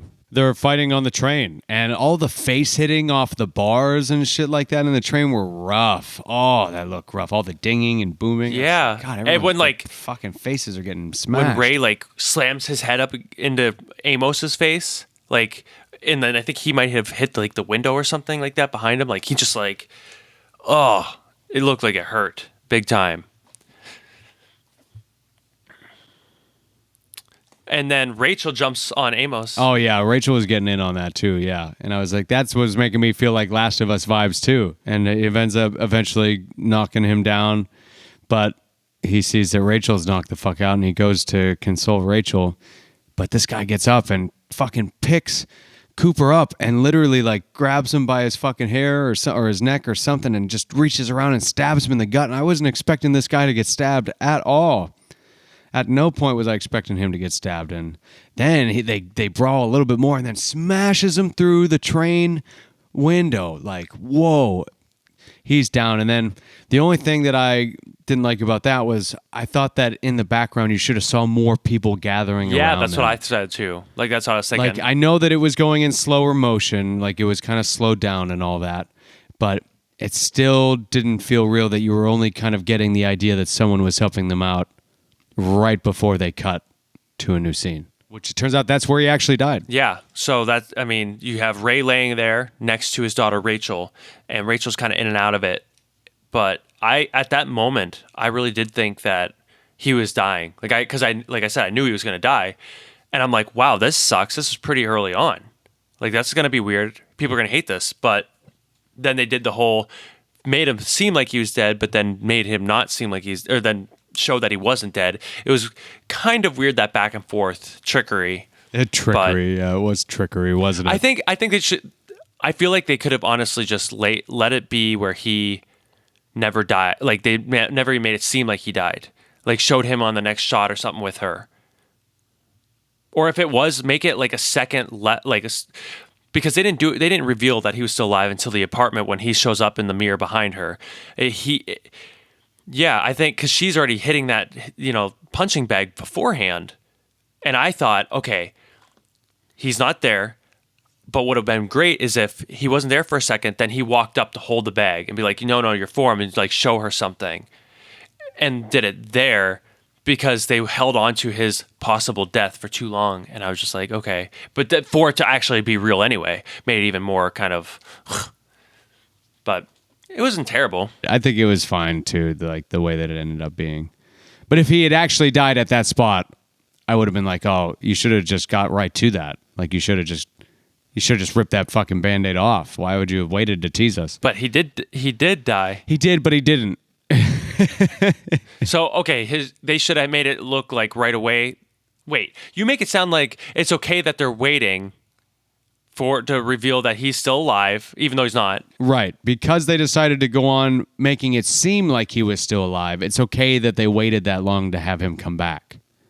But if he was going to actually die and show us that he actually died at that moment, and they waited that long to let us know, that would have been so annoying and shitty. And I wouldn't have liked that. But they didn't. So I'm good with it. Absolutely. So yeah, I love it. You love that you want him to linger a little bit, which it wasn't terrible. I didn't hate it.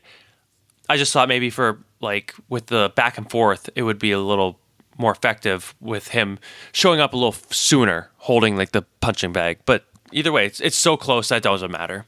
I thought it was funny that she didn't say sorry after she came to after choking that dude out. Oh yeah, that's right. Yeah, I forgot. She just is like she said nothing. I was like, damn. Well, you just kind of jumped right into it. So Rachel's fighting with this guy in this ring. She's hitting the heavy bag and they're sparring, and she's showing that she's preparing pretty much to have anything happen, or this is how she's coping with maybe her dad dying, or this is how she's preparing for whatever they're getting into next. It kind of led you. That's what I liked about it was there was something going on that kept your attention, but you also in the back of your head wondered so many different things of the possibilities of what could be coming up next after something like that would happen. Like, they just lingered for a while. And then, she chokes him out way too hard for way too long. She has a realization. She's like, oh, fuck, I just lost my shit right there. And then we get to see more beautiful Pittsburgh, more fucking awesome shots of Pittsburgh.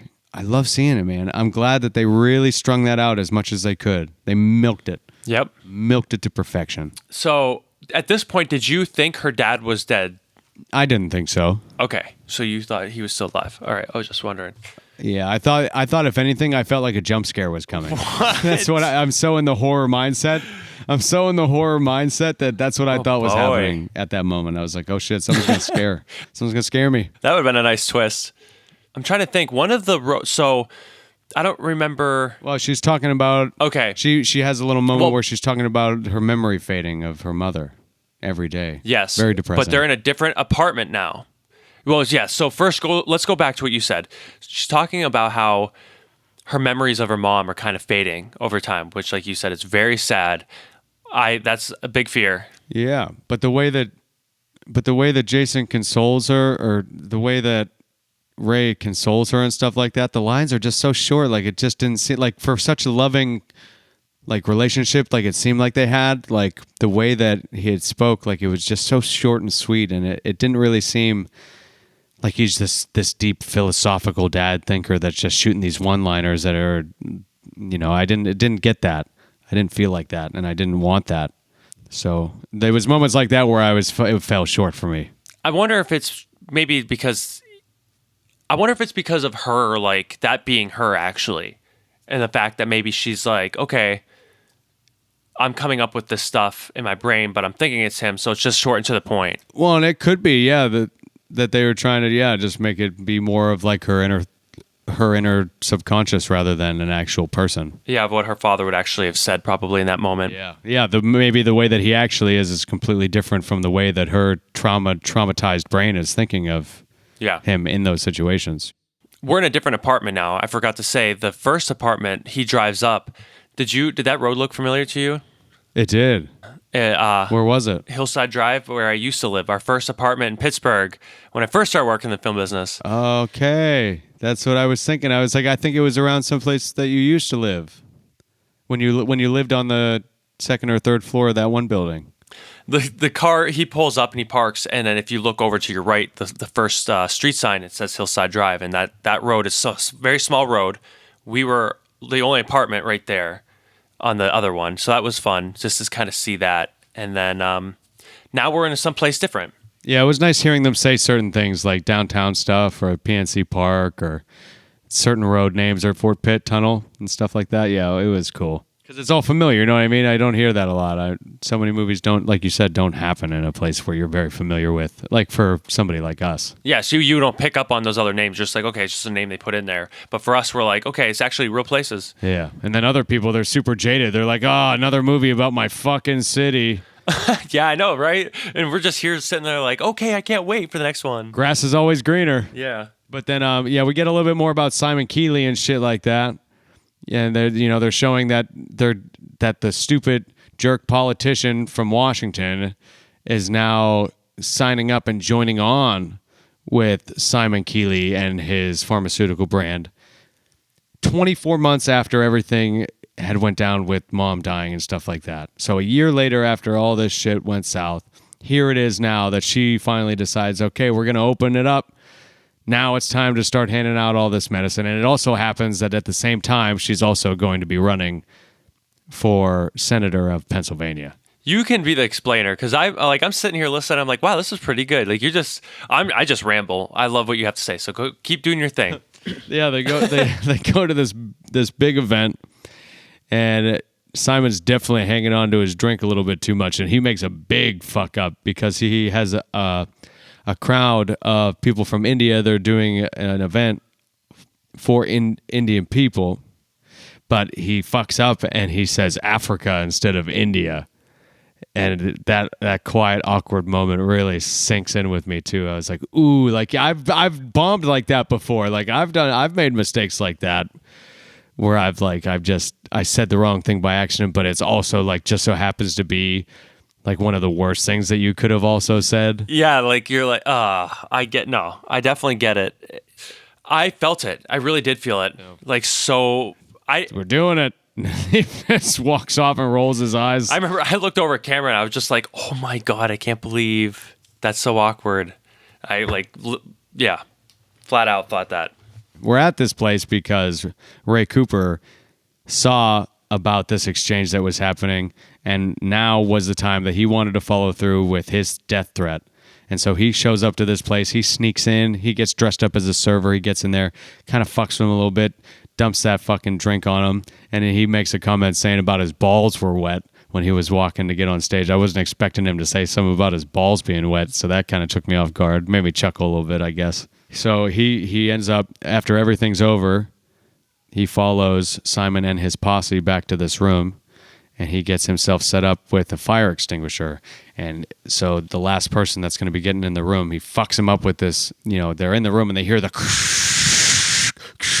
but they don't really do anything about it. And he fucks up that guy with the extinguisher, and he gets in there, and he messes everybody up, and it's just this another huge fight scene. And one thing that was nuts was when he fucking yanked down that gate, and that gate smashed down on that guy's back.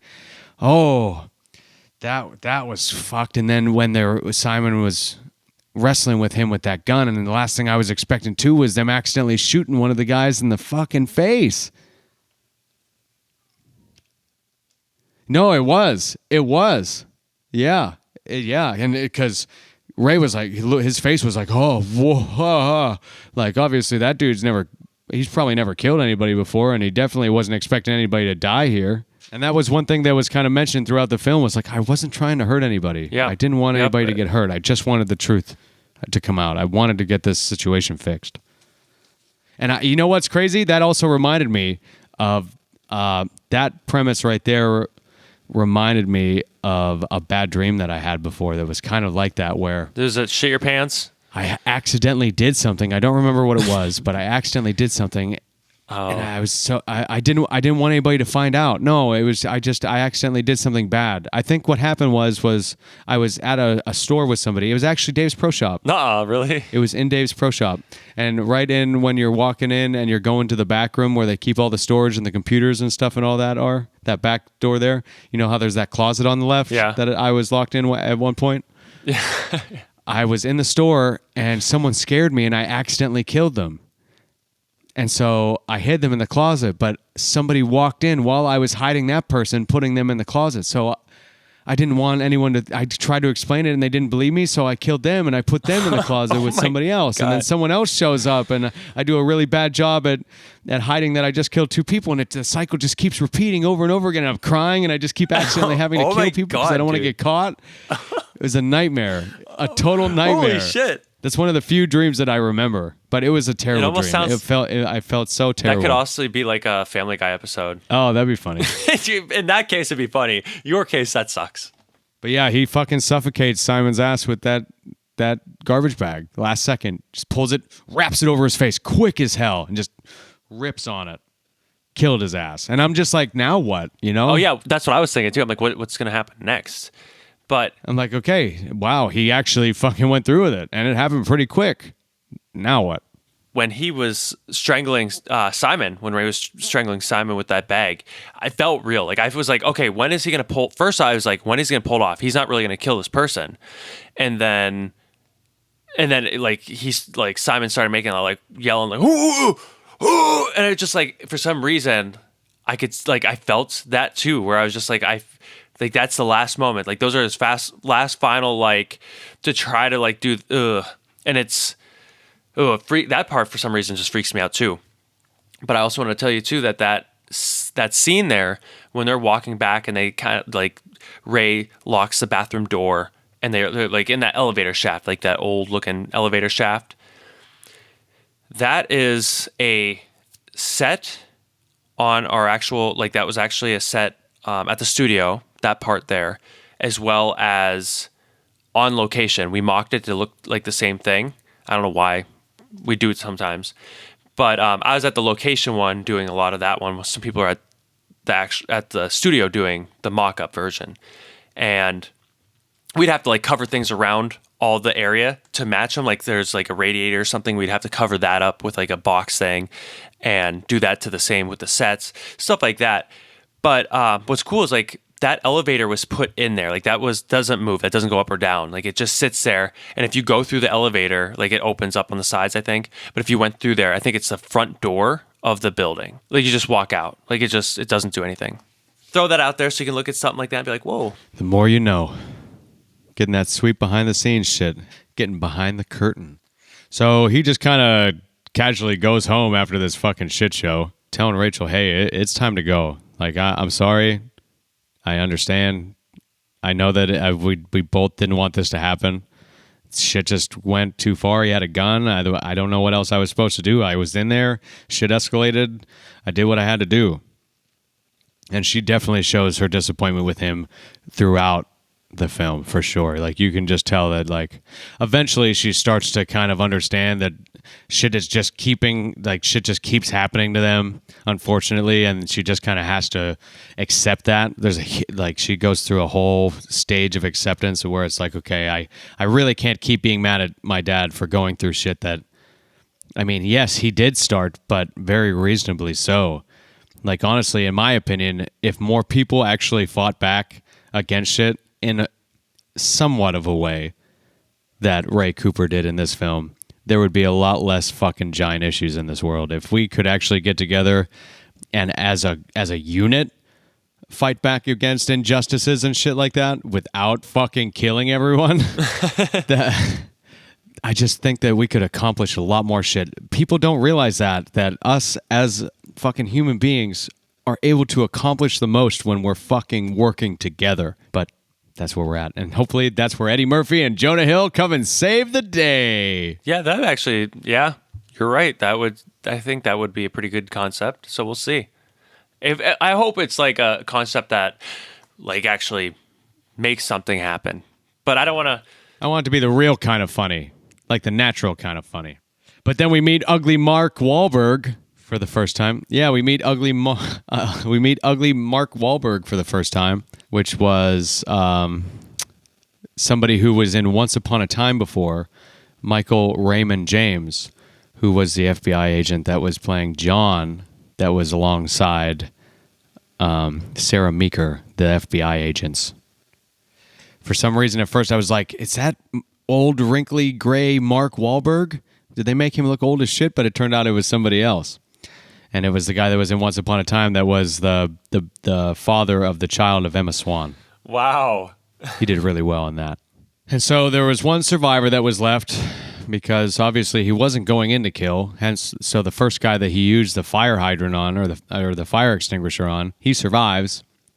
And he doesn't remember a lot, and he's talking to the FBI agents, but then he remembers one detail. He remembers Ray saying something about how it was everyone's fault. It was all their fault. They killed his wife. And it did not take them long at all, dude, to put those pieces together to start coming after him. That happened just quick. Boom, boom, boom. Because he was important. He was big. So they're going to do the extra work and, really try to find out who did this. And like you said, they found out it was Ray. And now they're on the run. And they go to a hotel. Off to Toronto. Yeah, that's where they're off to Toronto. And they stop at a hotel because it's getting late. He was smart for having the feeling that he did, that people were going to be following him. Oh, for sure. I don't know why he felt like that. I still think that was really smart with that bell. I mean, I probably would have ran. I would have thought like cameras would have seen me or something anyway. Right, but he wasn't doing that to protect themselves from the FBI. He had the inkling the intuition that there was going to be more people coming after him to kill him. Oh, that's right. Okay, that makes more sense now. But I mean, he what you were saying though, you're so right though, because like he was seen everywhere so easily. He's using his credit card, he's using his license. He was seen everywhere. They got his license. They had the APD put on him. There's no getting away. It was just all dead giveaway. Yeah, it was done from the get-go. Dude did not do anything smart at all. Which is kind of ironic that it turned out that his daughter in the end did the smartest thing you could do as far as like getting away. Big spoiler alert in the spoiler section. Mm-hmm. We are in the spoiler section. Hell yeah. Feels fucking good to just say it. So say it. This is where you spill the popcorn. Say it. Just say it. Yeah, so yeah, she gets the hell out of there. Yeah, they make a pit stop. They get a room. Yeah, they get that room is, I think, near Monroeville, by the way. Remember that one time I texted you in the morning? I said I'm eating at like Bob Evans. I think that we were going there to work on that hotel. That's oh my god. I've forgotten so much about Monroeville. That was home for a while. So you're kind of tied to it now. You're tied with that conversation to the film. That was a wonderful place. Look at that. I was so close.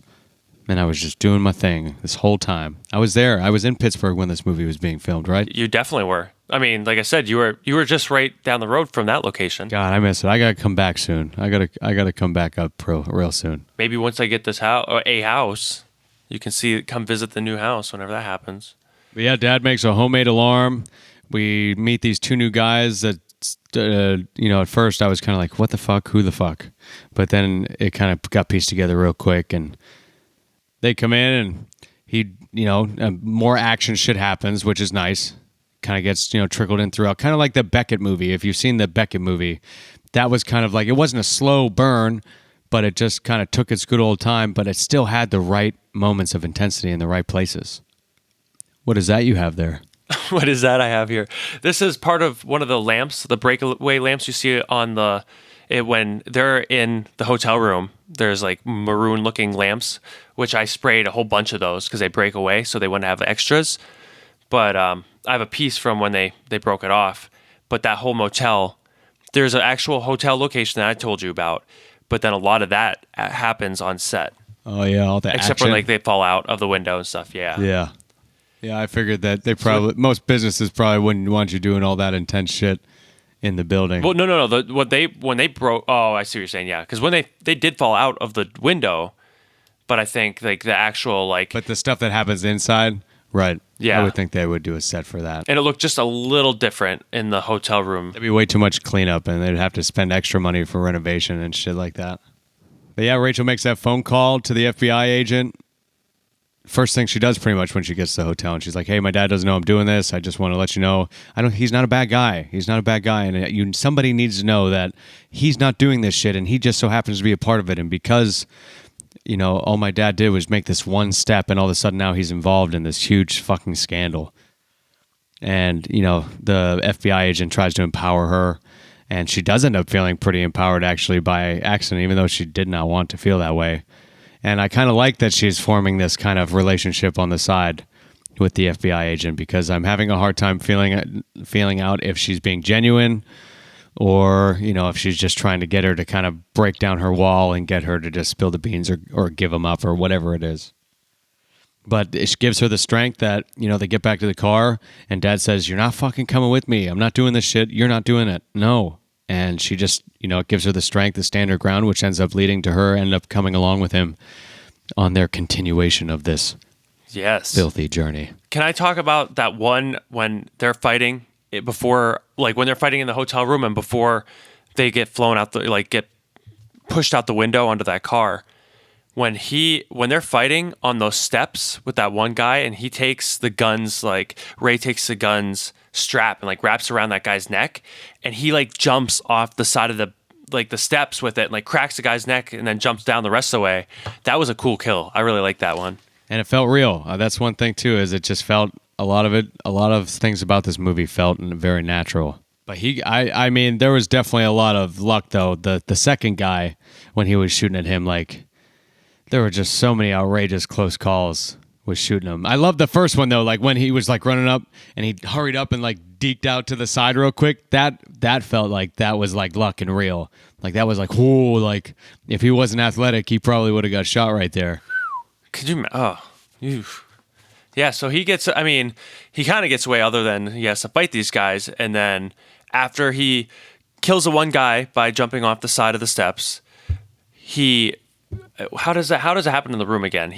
How does he end up back in there? Does he go to get Rachel? He doesn't end up actually leaving the room until he gets tossed out with the second guy. When him are fighting and they both fall out the window onto the car when he's got the axe. Oh, that's the one where he's hiding in the closet. And he's quick and he pushes the gun up so the gun shoots upwards. And then then they fall off that balcony right onto that car, and the other guy's laying there, I'm assuming dead.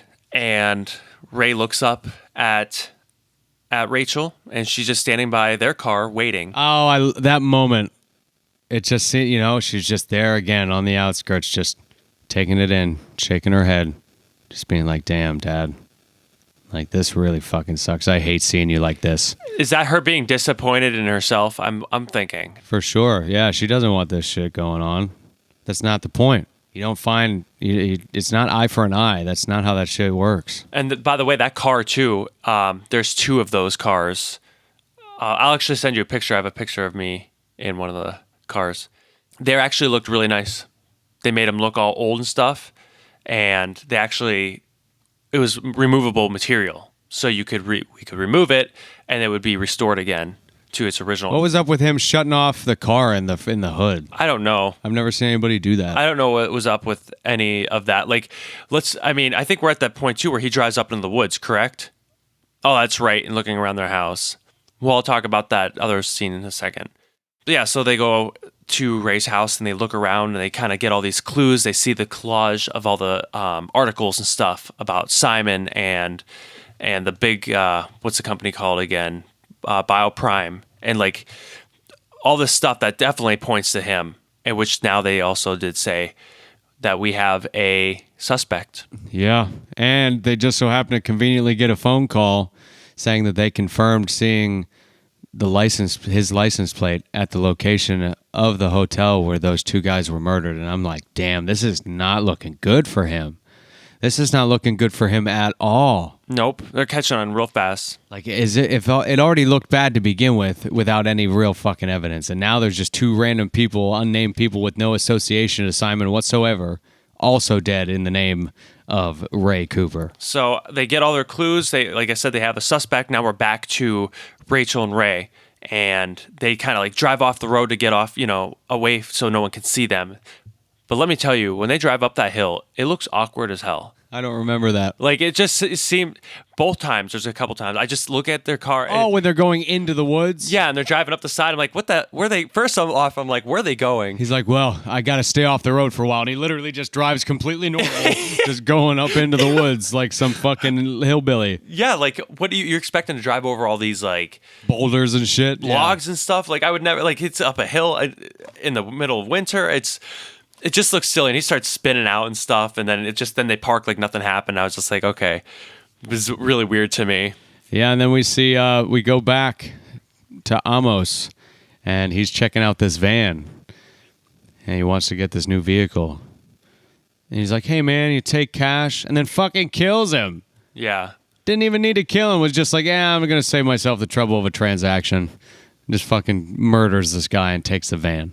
And why the van? I'm like. But I was like, man, this is a bad guy. Like that was the moment that it immediately took any chance of me sympathizing with this character at all. Yep. Was just taking out that innocent used auto dealer like that. And he even has a story to tell later, and I write my notes about him telling the story. Like, am I supposed to feel bad for him? Because I don't. It was nice to see some snow too, because that's not something that I'm going to be seeing this for the first time in my life. Over a winter. I mean, I don't miss it, but I also don't like all this super hot heat either. I bathe in it. I just don't like working in it. That's the worst part. Yeah, right. See, that's the thing. Is it's hard to appreciate when it's just beating on you all day long when you're trying to get shit done. Swamp ass. Double swamp ass. Oh my God. They get to a new location, and this is where Ray's, he's like, I'm going to scope out the area. I'm going to be a scout. I'm going to just make sure we're safe, make sure everything looks good. And he decides to walk away a little bit, breaks out his phone, and he kind of catches up with the news and the articles, and he sees that it's really not looking too good for him at all. And at this point, Rachel's just completely ignoring him, like just wants nothing to do with him.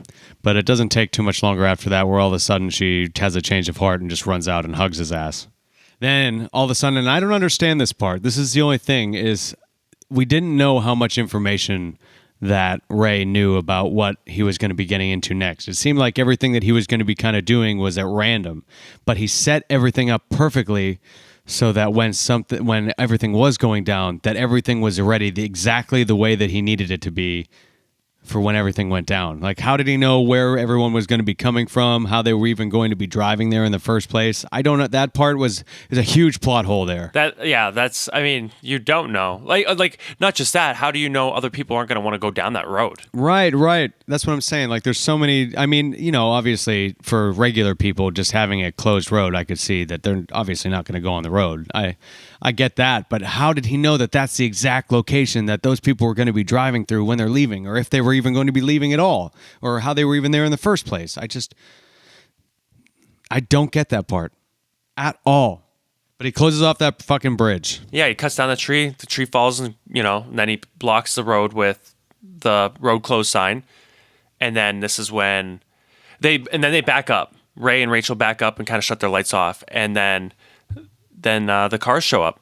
Cars start driving, and then there's those little, like, whatever, those little ball and jack looking things, those little metal, hey, throw the ball down, pick up the jacks, as many jacks as you can. That's what it reminded me of, like an old cartoon, but there's like little metal 2 hours later. tire popper things. What did he say?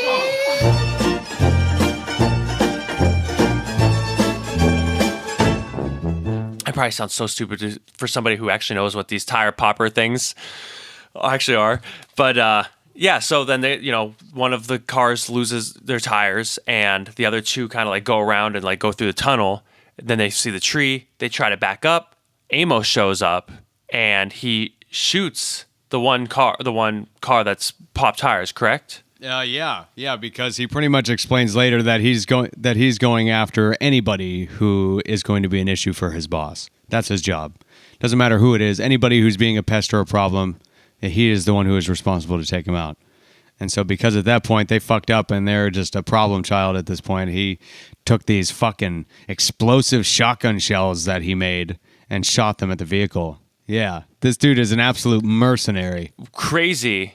So crazy. But when he actually shot at when Amos shoots at Vinod's car that he's in, I expected that to that was it. It was gonna explode the car, done. But it was weird how the exploding shotgun, it's just kind of it was more of a bright light and some sparks. Yeah, it didn't end up being as vicious as it came off to be, where I was like, damn, this guy's gonna blow somebody up and just gonna literally blow them to smithereens.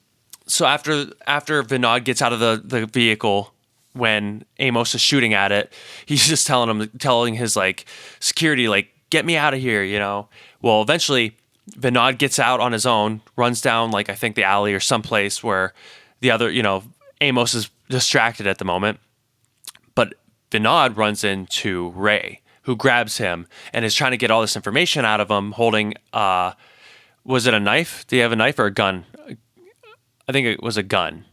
Yeah. So he had a gun pointing at him.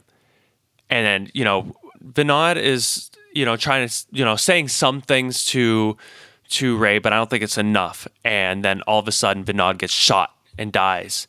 And Amos is the one who shot him.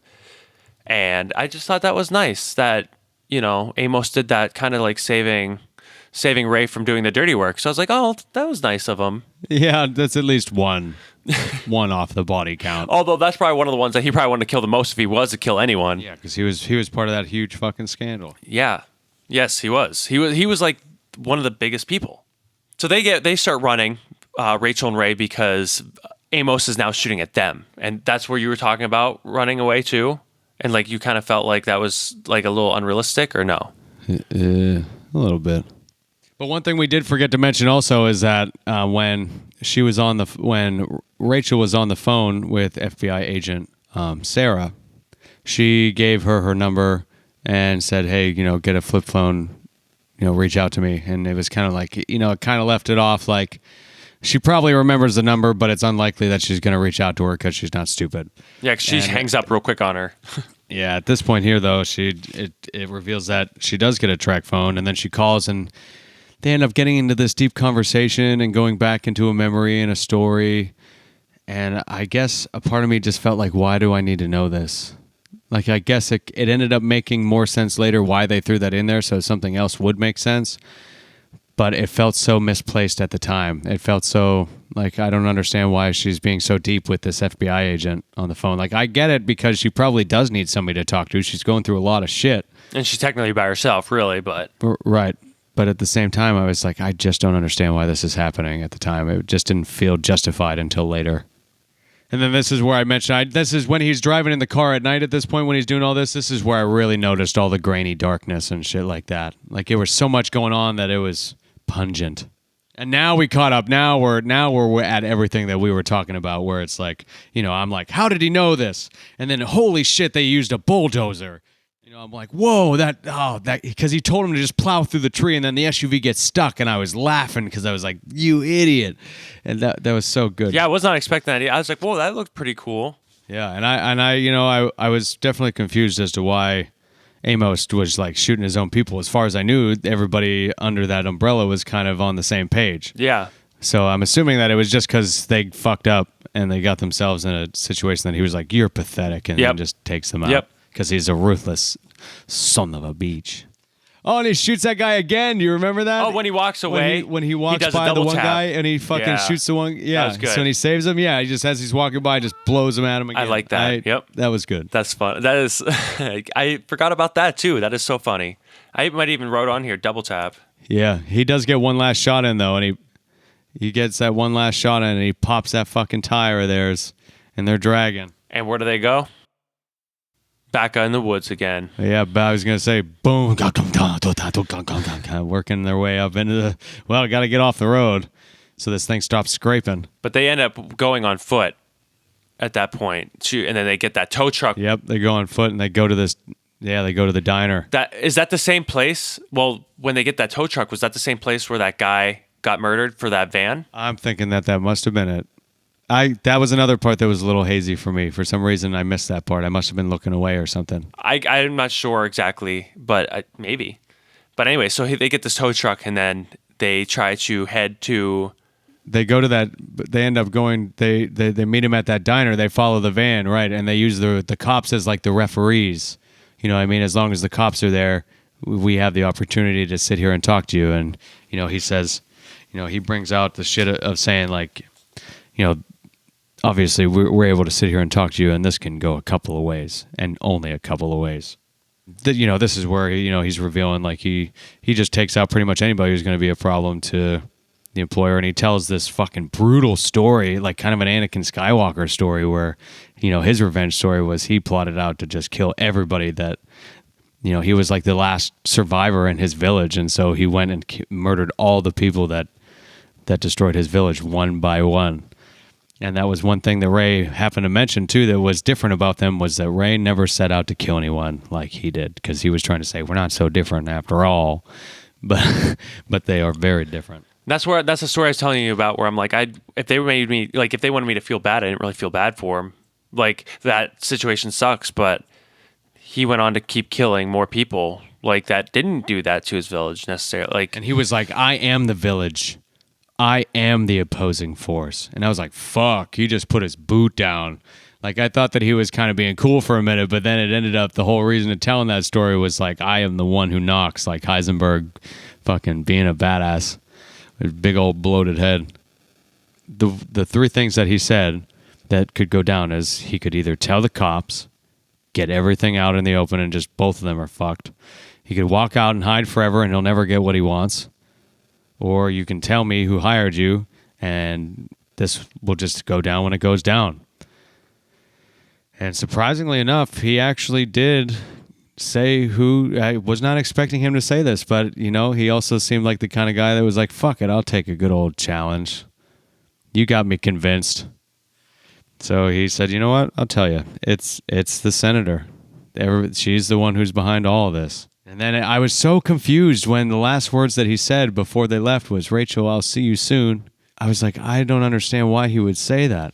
It made absolutely no sense to me at the time why he would say that. It was so off-putting. I was like, I don't... That's what I'm saying. Like, the whole Rachel Ray, when they said, I'll see you soon, Rachel, or I'll see... Yeah, like the whole back and forth. And then you go to this moment where they start to show the FBI agent, the woman, saying that she just feels like she's protective of her, like she needs to help her. Like she just wants to be there for her because she understands what she's going through and she's in a shit situation. That's when they're like, hey, we found Ray's car. And then this is when they're driving that, and this is where they mentioned the Fort Pitt Tunnel. And that shot, that shot that you come out on the bridge, and I remember this view like yesterday, when you can just see the whole city from that one tunnel, from the Fort Pitt Bridge tunnel. Yep. That's one of my most all-time favorite views. It's gorgeous. It's a very nice shot. They use that same shot in, like a shot just like that kind of in Perks of Being a Wallflower. Oh, nice. I remember we watched that in your basement. Yeah, it was I like that movie. That was a good one. That was good. I barely remember it. I remember that scene in the tunnel, though, when they were like, hanging out of the window or on the moonroof, I think it was. Yeah. There's a line that I used to like memorize that for like for casting calls and stuff like that, just in case I had to like give one. I don't remember it anymore. So we're getting kind of back towards the beginning now. Yeah, pretty cool. Pretty cool. I love this turnaround. Now this is going to be probably your heaviest action you'll see in the film as far as like lengthwise. Like just a lot going on. Ray is outside of Pittsburgh now. He's coming into Pittsburgh. He was just, coming back from Toronto where they're going to run to, but now they're coming back into town and they're trying to find the senator, Deanna Morgan. Get to the chopper. And pretty much end this shit, figure out what's going on or whatever. But what happens is there's a chopper, like you said, get in the chopper. There's a chopper in the sky, actually multiples, right on them, so they can't get away. All this traffic because the game's getting let out, the baseball game, and it is the worst. Actually, that probably looks better than how traffic normally is. But he's trying to whip around everyone. This tow truck's whipping around Pittsburgh. Looks so cool. Comes up to I don't remember what bridge that is, but it's next to PNC Park, and he gets stuck. Nowhere else to go. It's all just bottlenecked. So he gets out. Ray gets out, starts running towards PNC Park, and all the cops are going after him. And they went and looked into the truck, and they seen that bunny. I forget what the bunny's name is called. Yeah, Paloma. They seen Paloma sitting in there, and Game. Rachel is not there. They seen Ray. So where did Rachel go? I was messed up about that too because I was like, she didn't have that bunny this whole film. She didn't have that bunny with her, and it was strapped in and everything. Yeah, the stuffed bunny. You said it's not funny. It's not bunny. No, the stuffed bunny. Oh. Yeah, I mean, I don't get it either. I didn't really notice if it was with her or not because she had a backpack. It was in her backpack. Since she was by herself, that was her roadmate. Like, that's who she kept with her the whole time. I didn't think she had it at all. Well, then maybe that signified Rachel, and Rachel was being Ray. Yeah, Rachel Ray. There's different ways you can look at it. Rachel Ray. Good one, Joe. So Ray gets to the top of all the way to the top of the PNC park, busts open that lock, opens the door, crawls up that ladder. Starts crawling up that ladder, by the way. I think at that point, that's when he switches to a set, when he gets up into that part. Not to the top of like where the seats are, but further in. So he has nowhere else to go but up. So he goes all the way up to the roof, and he walks all the way across this roof till there's nowhere else to go but down. And the cops all catch up to him. Then Sarah comes up from the same place where Ray just came from on that ladder, and she's trying to talk to him and just kind of like tell him that it's going to be okay, and they'll figure something out. And she kind of like starts hinting at the fact that this is not actually Ray. This is Rachel. And it was so weird. Yeah, it was so weird. She was like, I know you. Tell me about your experience. Tell me about it.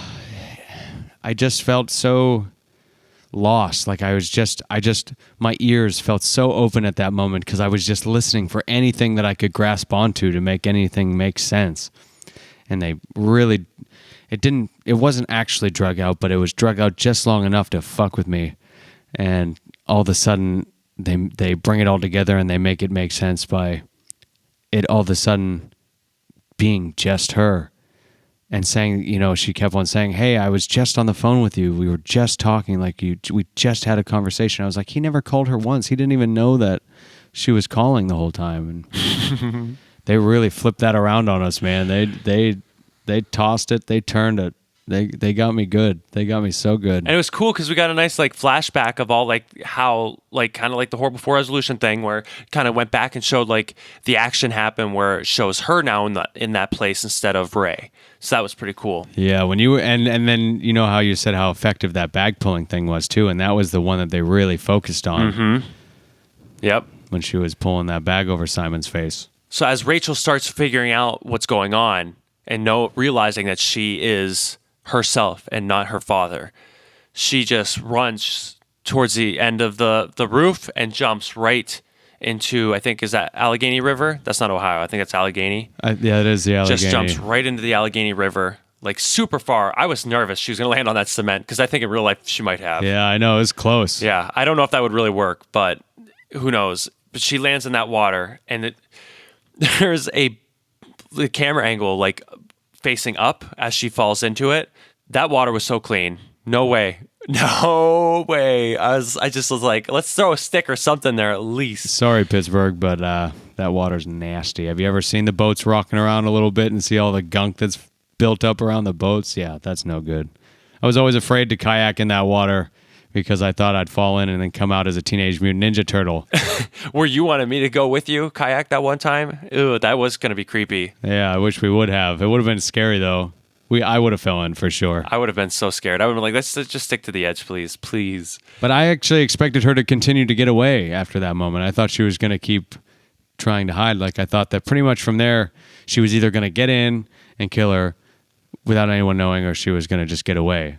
The last thing I expected... I thought she was going to die. I didn't think she was going to die either. I didn't think it was going to end quite yet because it didn't feel wrapped up. So the last thing I expected, though, was her to get injured bad enough that she was going to get put in an ambulance. I forgot we still didn't talk to the center yet. Yeah, but she was so messed up that she beat the hell out of all those paramedics. I felt so bad. I know, that sucked. Yeah, flipping it. Because it showed like she's definitely lost it. She's just total red, just nothing but red. Yeah, that kind of did suck for that part.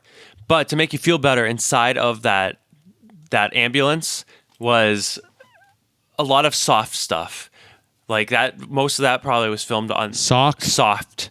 So like stock. But soft. Oh, like soft, like it's like fluffy. So cushioned. So there's a lot of stuff in there that looks real, like real metal, like real metal handles and stuff like that. But they're like styrofoam and stuff. So like that we had to like spray and make look like that, look nice, like look real, I should say. So that way, if they, when they're fighting in there, they don't hurt themselves. Also, that shot when she's like waking up. Like kind of like waking up in the ambulance. Cameron and I were there watching that shot because that part was shot in the studio and like we were watching on the screen as they were like shooting it. And I thought, because Cameron never really got to see that before, so yeah, it was cool for him to be able to see that. Oh, I'm so jealous. So here we are now, and she's laying on this bench somewhere in Pittsburgh. I think I sprayed that bench too, by the way. Probably North Shore. I think, yeah, it definitely has to be North Shore. I feel like it. She's just laying there, and here comes back that song again. And then Dad comes back, just kind of holding her and caressing her and being very quiet. And I just wanted him to be saying more again. Like he was just too quiet there for me. I understand that you wanted to go through her feelings and all that, but it was just too. I just wanted a little bit more from him there. What would you have done if there was another twist and she was actually the dead one and he was actually still alive? Jesus. Oh, man. I don't know how they'd pull that together. It'd be so stupid. I'm sorry. As if there's already enough 1-star reviews. Jesus. That'd be the worst. But what really resonated with me was when she just said, I'm tired. Yeah, I felt that too. I felt that. I was like, yeah, like, I am so sorry. Like, I just felt for her so much in that moment. Like, why wouldn't she be tired? Like, just so mentally and physically exhausted, emotionally exhausted. I don't even know what I would have done in that situation. Yeah. But that lizard brain kicks back in and she remembers the senator. Lizard brain. What's with all these random places that she's going to grab these bags? Like, that seemed, I mean, it's definitely like, I figured out that must just be where she's like keeping her shit. Like, she's just hiding her shit in random places for her to grab it when she needs it. But it felt like it was so confusing when it was happening. Well, I was confused with the one in the alley. I don't remember. Like the one where the jacket. She got the jacket and she had the memory of that. She was like, oh, I got Mom's jacket. And she's like, well, actually, that was my jacket. Mom stole it from me. And then she's like, oh, well, I'm going to steal it from you now. Yeah, well, that jacket's in... Well, we'll get back to that. So the one bag, Rachel goes to the like that county clerk's building or whatever it is, where the senator is. And she walks through like the inside courtyard and she like kind of crawls up on the scaffolding a little bit and she puts one of the bags on the window. And that's so when she goes in there, she can get through security and grab it later, which she does. By the way, this is where one of our biggest sets we've done in Pittsburgh was this courtyard. We remocked this courtyard to look like it's probably looks like 3, maybe 4 stories high. Of like all the bricks, like styrofoam and stuff. That's one of the videos I sent to you. And we like they even had like scaffolding at the actual location, and that's why they decided to do that in the movie, I believe. I could be wrong on that, but that's what I thought someone told me. Like the scaffolding was there, and they just did it. They figured out how to make it work on the studio as well. Sorry, And yeah, a lot of these are actually sets where she's like walking through some, like when you see like the aerial shot of her, or like, yeah, I think it's like a window shot or across the way shot of her like walking through like the big windows and in the courtyard. I think that's also on set. And like the offices and stuff that you'll see where they bust through the window and stuff, or that's all set. And yeah, there's a lot of these places are sets, which is crazy to think about. And they might film some of it on the outside exterior of like these places, and then they like will go to these studios so they can finish the actual other shooting that they can do inside, where they can be controlled with sound, and we don't have to worry about daylight, nighttime, weather, things like that. Sorry, most of you guys probably already knew that, but I'm just it was a cool set. It was my favorite set that I've ever made. One moment that fucking swept me off my feet, though, was when Amos walked past the senator, and they just had that moment where she just said nothing and just looked at him and was like, oh shit, she must be here. She must be here for me. Because she never expected to see him. She just hired his ass, you know what I mean? And so, like, she was totally shocked to see him, had nothing to say, and he just gives her this shit grin. Because obviously he's feeling alpha as shit, and he's not worried about anything, but that's definitely some shit for her to be worried about. Amos finds Rachel, and they start brawling. Yeah, they brawl it out. They brawl hard, and they go. Rachel like falls out the window, and Amos does not. He comes down, right? Normally, yeah, because he comes through those doors. So yeah, Rachel falls onto the scaffolding and falls down, and she I think she's on top of one the last. Like she's still on scaffolding, but she falls down pretty close to the last one, and she's kind of crawling up on there. And then Amos makes his way down, walks through those doors into the courtyard. By the way, this is definitely the set right here, and those doors I worked a lot on there too to age them and stuff. And I remember listening to some other podcasts when I worked on those doors in that location. But don't spill the popcorn because it wasn't here yet. So Amos goes through the courtyard doors, and he's now out into the courtyard looking for Rachel. And she starts making noises above him, and he starts shooting through the floorboards. And eventually, he picks her up, like he grabs her off the side and throws her into the water? Yeah. Yeah, and it just begins this vicious fountain fight to the death. Yeah, which was I was like, oh my God, he's strangling her out hardcore. I was like, oh, I'm feeling this. Oh yeah, that looked cool. That looked good. But one thing that I remembered, though, was I remembered that you can't drown in water if you're unconscious. Oh. Your activity isn't working, and you're not taking any breath. You can survive for quite a little while you're not conscious and not breathing. You can survive for a while. So while she's underwater and she gets choked out, she's not going to die under the water. And she gets up. As long as she gets pulled back up, because she's not going to breathe any of it in. She also gets stuck. She also gets cut in the stomach too. Yeah. Yeah, that was brutal. There's a lot of slicing and dicing in this movie. When they are in that water, by the way, fighting, that water, just so you guys know, is very warm. It's actually nice. It's very comfortable, like bath water. So it's like, it wasn't ever, like, they kept it warm for them. That's just another thing that they do sometimes do that stuff. But yeah, so she does stab him. She gets behind him, kind of starts stabbing his ribs and front a couple times. I'm just like, oh, this is rough. This is rough. And then it pretty much, that whole fight scene ends with Ray kind of doing this narration voiceover that I just thought was so corny. I did not like that at all there. Oh, yeah. Pretty much the stuff he said at the beginning, right? Kind of, yeah. It was. I don't know if it was verbatim or not, but it was the same. He was talking in the same way that he was talking in the beginning that I also didn't like very much. Yeah, and it just was just as bad at the end. Yeah, so go ahead, Dylan. Why don't you take us on home, man? Well, Rachel finally gets out of the water and everything, makes her way back into the senator's office where she's hurrying, digging her stuff, trying to get it all together. You know, the broken windows behind her, and she tries to get out, and Rachel shows up right in front of her, and they just, they have this conversation about, what's been happening, and, how she's going to call the FBI, and she wants the senator to tell them everything. And she said, okay, go ahead and call them. Yeah, she was pulling this fucking the Baroness from Cruella. She was like pulling the same kind of thing where she was like, "Oh, sweetie, power dynamic," being an older woman trying to talk down and really trying to say that she sympathizes with her situation, but it's all bullshit. I actually was thinking the same thing. I will say though, I think that the acting between the two of them was really good.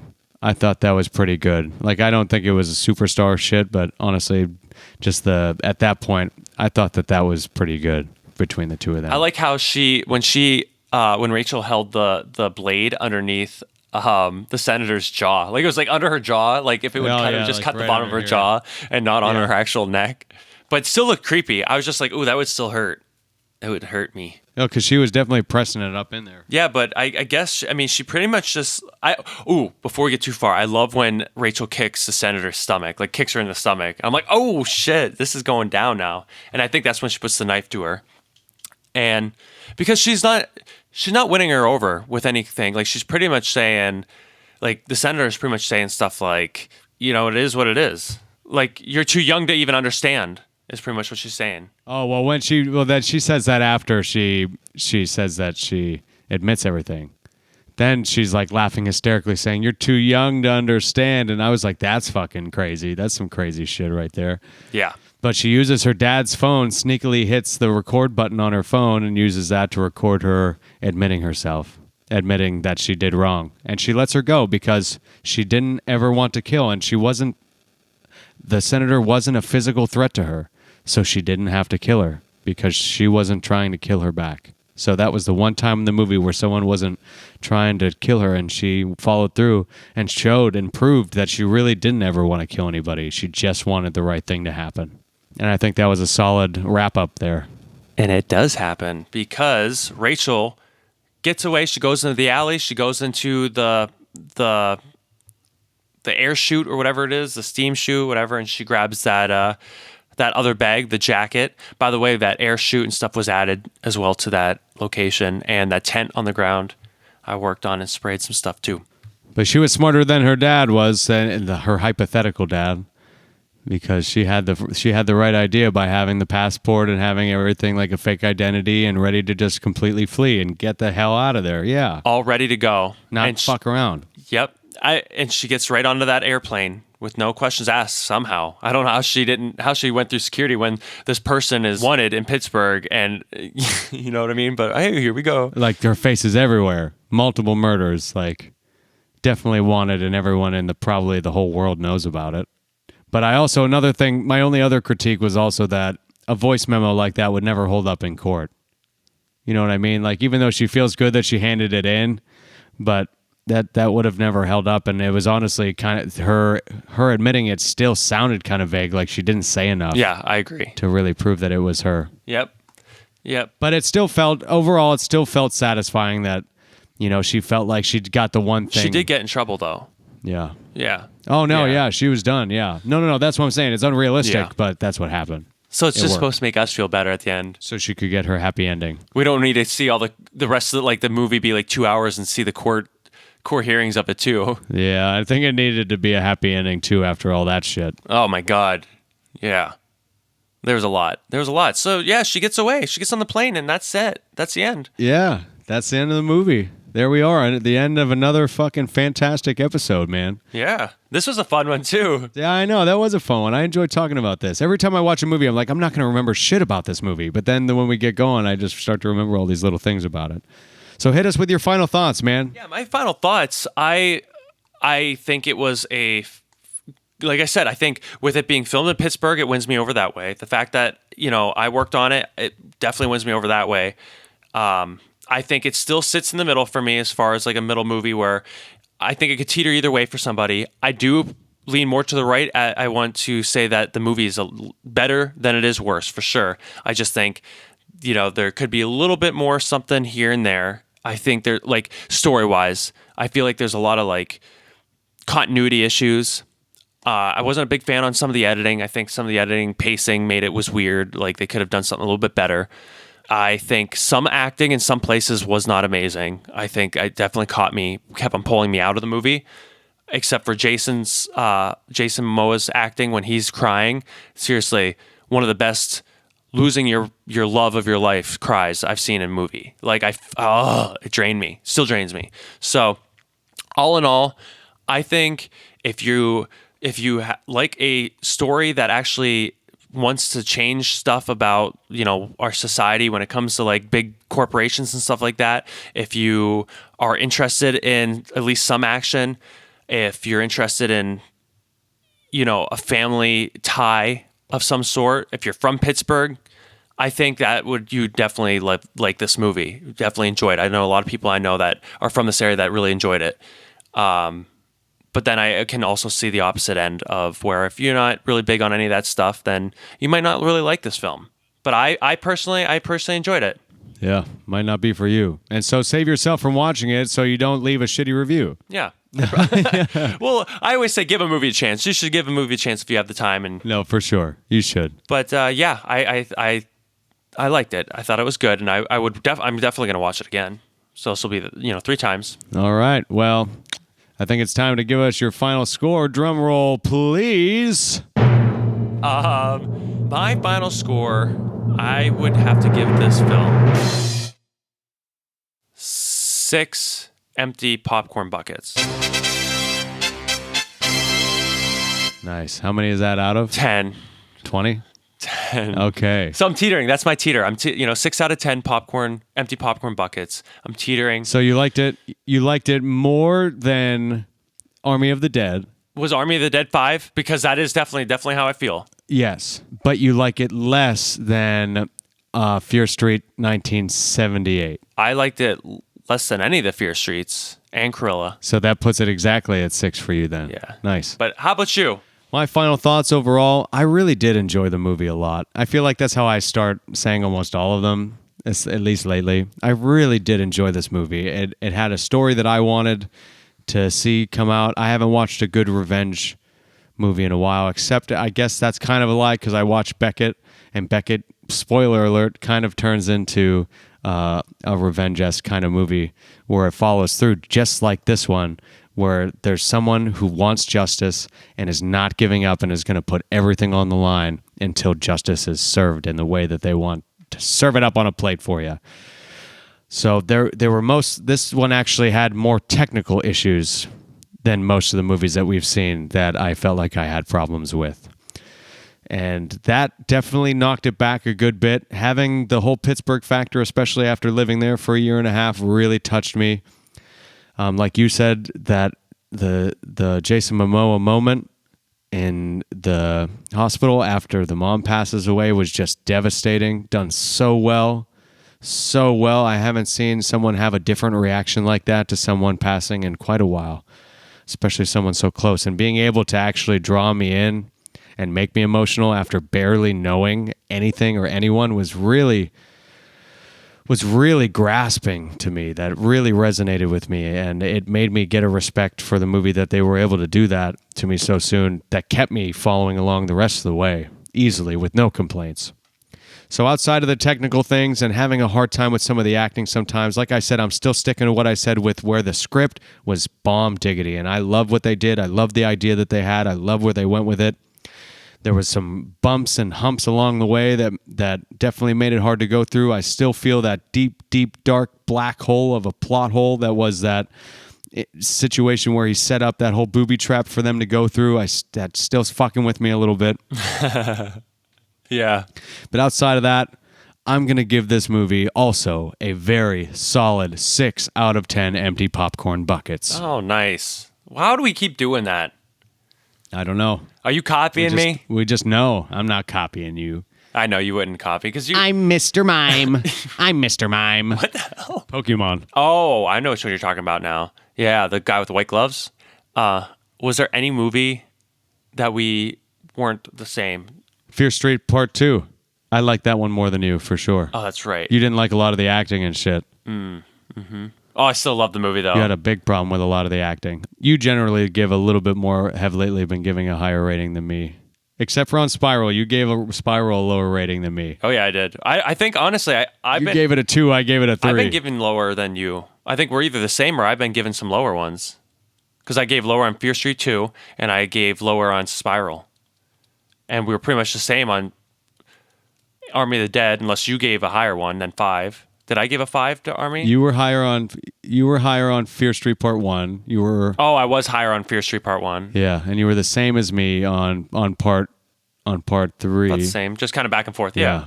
So we're even. We all seem pretty close to our ratings are kind of laying on the same. We're about even, yeah. All right. Nice. We end up meeting in the middle here. I like it. And that's why this works out too, is we have similar but adjacent thoughts about the same things that we watch. That is correct, Joe. So I guess we got to ask this question, Dylan. Is Fear Street 1994 still your favorite movie that we've reviewed? That is correct, Joe. And you know what's funny? You totally gave that away in the last episode too. How? Because you have to, when you listen to it, you'll hear exactly what I'm talking about. But at one point you're just like, yeah, I feel like I'm just not going to get a movie that's going to be better than Fear Street for a while for me. And I already knew that you watched Sweet Girl, so that was a total dead giveaway that you were feeling like that. But you did, but everyone else didn't know. Yeah. But still. So that's your Sweet Girl spoiler, like it was for me. Well, I also have to agree that Fear Street 1994 is also still my favorite movie that we've reviewed so far. Wow, really? I love it. I love it. So anything upcoming at all with you, man? Anything new? Anything at all before we wrap this baby up? No, I won't be able to record next weekend because I'm going to be going to Ocean City, Maryland for some funsy times and relaxing times with my a well-deserved vacation. husband Cameron and my parents. It will be really fun.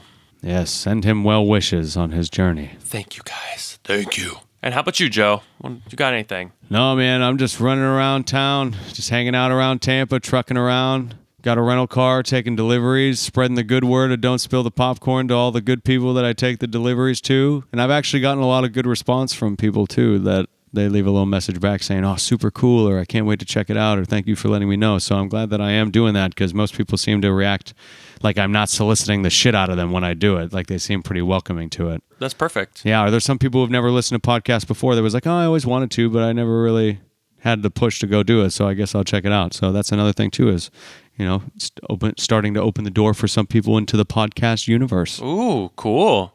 That's even cooler. So yeah, other than that, I'm just hanging tight. I'm just building that bank account, and that's about it. Just trying to build up money, save up so I can start working towards new things. Everything right now is just kind of at a nice, solid, steady pace. I'm not feeling sick anymore. I'm starting to make money again. Things are kind of getting back to normal. So I'm just trying to keep it, start with the nice foundation, get my bank account built back up because I was off work for like almost 3 weeks. That's rough. I'm in the recovery process financially right now. So that's where I'm at, man. That's where I'm at, and I'm doing great otherwise. I'm doing really great. Awesome. Well, I'm proud of you for doing all this work because Joe is one who does all this stuff, so all the editing and everything, and really just kind of... Oh, yeah, I appreciate that post you made the other day, your little appreciation post. Yeah, made me all warm and fuzzy. I mean, it's true, though. It's true. I'm going to call it out. Like, you're awesome, dude. I mean, like I said, I wouldn't be doing this if it wasn't for you. Like, this is... And I have so much fun doing it, and I feel like with you doing all this work, I'm just here. Enjoying it. Well, that's the thing, though. You've always done so much of the work, man, and it was just about time that you had a project that you were on that you didn't feel like you were drowning in it every time you did it, because that's one thing is I've always liked doing movies with you, but there's always that underlying frustration that you have when you're doing movies because it's your project. You know what I mean? And that's just a part of you. Like you're always that's just part of your thing. You know what I mean? If you ever become a big director, I'm sure that you will be well known for being a little fucking sassy because you're trying to get your shit done. I hope not. I'm sure you will. Not intentionally, but it's just part of your process, and there's nothing wrong with that. But with this, now that there's a huge weight lifted off of your shoulders, there's a little bit different of an enjoyment that you get out of it that I'm glad to be able to give to you. That makes me happy that I take the workload on to give you the opportunity and the space to have a different attitude going into this where it's not so much work and it is more fun for you. Because doing the stuff that's keeping it from being work for you, it's not work for me. So that's how it works out really well, and I think we got a good thing going here. Perfect. Yin and yang. That's right. Is that cultural appropriation? Let us know at don'tspillthepopcorn@gmail.com. Oh my God, I hope I've canceled already. See ya, Twitter. Just pretty much made that account. Yeah, right. Just take it right off. It's still fresh. It's still in its diapers, but you got to get rid of it. There is a few mentionable movies that is going to have just been released just before this episode gets released. Dylan, why don't you tell me what some of them are? We have Vacation Friends, Candyman, Cinderella, Shang-Chi and the Legend of the Ten Rings. Yeah, those are going to be some dope. Ooh. We're back to the voice cracking again. Ooh. Who invited that guy? So these are some dope movies that are going to be coming out. I think that Cinderella is going to be an awesome remake. I think that Candyman is going to be an awesome remake. Vacation Friends looks funny as hell with John Cena, who actually has hair, so he looks like a completely different person. It's on Hulu. And then the Shang-Chi and the Legend of the Ten Rings is a Marvel Universe movie that's supposed to be like some next level shit. So I'm not super up to date and on board with all that, but this is just going to be one of those movies that I got to see because the CGI and the effects are just getting out of this world in these movies, man. Out of this world. I know. It's you don't even know what to believe anymore. So you're excited for Cinderella. I was actually surprised they made a remake already. Yeah, and it's nice because it's not I don't think that it's a Disney okay. one. I don't think that it's Disney. That's crazy. I think that it's Paramount. How did they get the rights? I know. I don't know how it happened. I'm sure there's a whole song and dance behind it. But yeah, it's going to be Cabello, or Cabello maybe. That might be right. But yeah, phenomenal singer. I'm not familiar with any acting in anything before besides her own music videos, but I like her. I like her energy. I like her as an artist. I don't remember the other one to even judge, so I was just wondering, because since you're excited for it, I was just wondering if, what you thought with it being a remake so soon to the other one, but not really, I guess, since it's going to be its own thing. So cool. There's a lot of mistakes that happened in this movie, and not just the mistakes that happened in the actual filming, but the mistakes that the characters made in the movie. And right now, just thinking about this podcast, there is one ultimate mistake that I can't help but think about. When I was at the Amalie Arena, and I was explaining earlier when I went to see Joe Rogan, I made a huge mistake because I had one job. I had absolutely one job. When I looked and I squeezed through the sea of people, and all of a sudden I just step and there's this little crunch, this little squeaky crunch. And I lift my foot up and there's a kernel of popcorn. And I look up and I can see 3 popcorns, 4, 20, 50 popcorn kernels. And I see a pair of shoes as more people continue to flood around. And all I see is the most depressed, middle-aged male that I've ever seen in my entire life, just holding a popcorn container, looking down at his mess as the world continues to float around him. And I was the only one who was taking the time to stare at him and empathize with his pain. But instead of empathizing with him and giving him any consideration whatsoever, I should have just been up in his face, screaming at the top of my lungs, "Don't spill the popcorn!"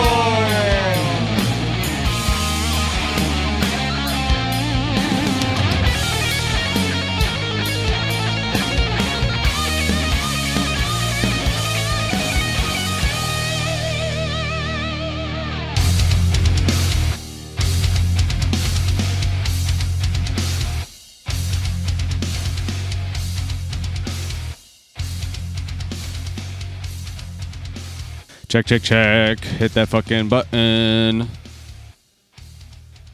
Hit that motherfucking button. Oh. Yeah, I'm recording right now. Say that with me. Ambiance. Ambiance. Oh, that's right. Holy shit. He was like the smart guy in National Treasure. That's where I remember him from. I was trying to figure out why the fuck I knew him so well, because I love that movie so much. Yeah, that's a really good movie. I need to watch that movie again. And Hangover. Oh, okay, that's right. Yeah, he was in The Hangover. I would watch that movie on repeat on the ride to Massachusetts when we would visit in Massachusetts. On repeat. That's like a fucking 12-hour drive. So I watched it like 5 times, 6 times. I don't know. No, you didn't. I did. You multiple times. Yes, because I loved it. I loved that movie. I'd watch it over and over again until we got there. Unless I was sleeping, then I would start it over. So you probably were sleeping. I probably watched it 5 or 6 times. For sure. Jesus. There's multiple movies. I mean, that's a good movie, but once and then maybe watch it again and like I was obsessed with it. I didn't obsess over any other movie at the time like I did that movie. Okay, so this is your Scream.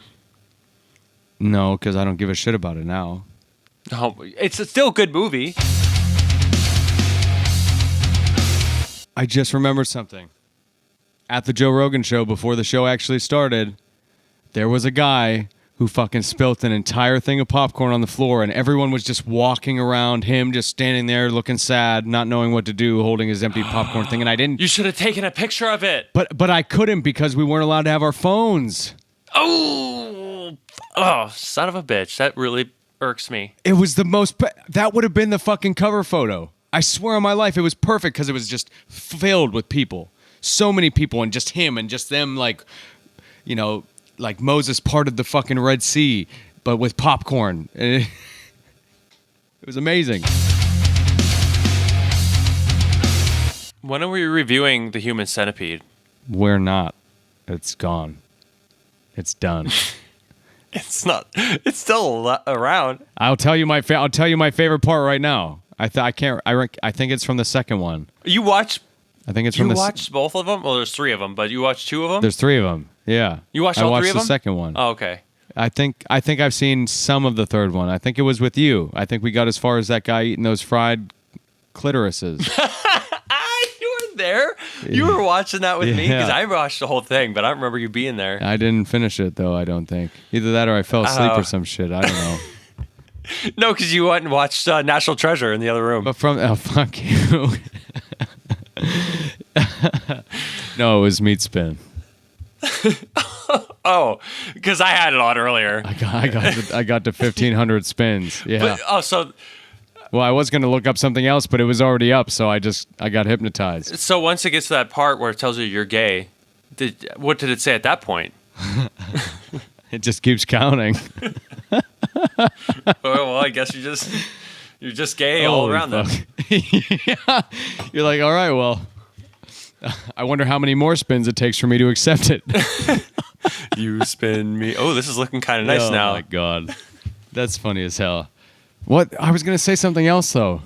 Oh, you were going to say something else. Were we talking about the popcorn? Were we talking about... we're talking about the Human Centipede. Why are we talking... that's right. Yeah, my favorite... Thank you. I will spill the popcorn on what my favorite part of all those movies is. Okay. It's when that woman finally escapes and she gives birth to her baby, and her baby is still attached by the umbilical cord, and she has to hurry up and get away in the car, and the baby falls out and is underneath the accelerator in the car, and she has to push the accelerator down and smashes the baby to get out of there. That's so brutal. It's the most brutal thing I've ever seen in a movie. Dude, I forgot that happened. That's so nasty. Was that Human Centipede 2? That's insane. Wow. I think it was 2. Because that's the one with the fat guy who was inspired by the original movie. That was just a movie. It wasn't a real thing. But the second one was apparently the real thing. Which I thought was kind of cool. Like I liked the fact that it was in black and white. And like, yeah. I did too, actually. That was a nice concept. Second guy was gross. And his mom was fucked up. Yeah, he was super nasty. Yeah, everything about that was fucked up.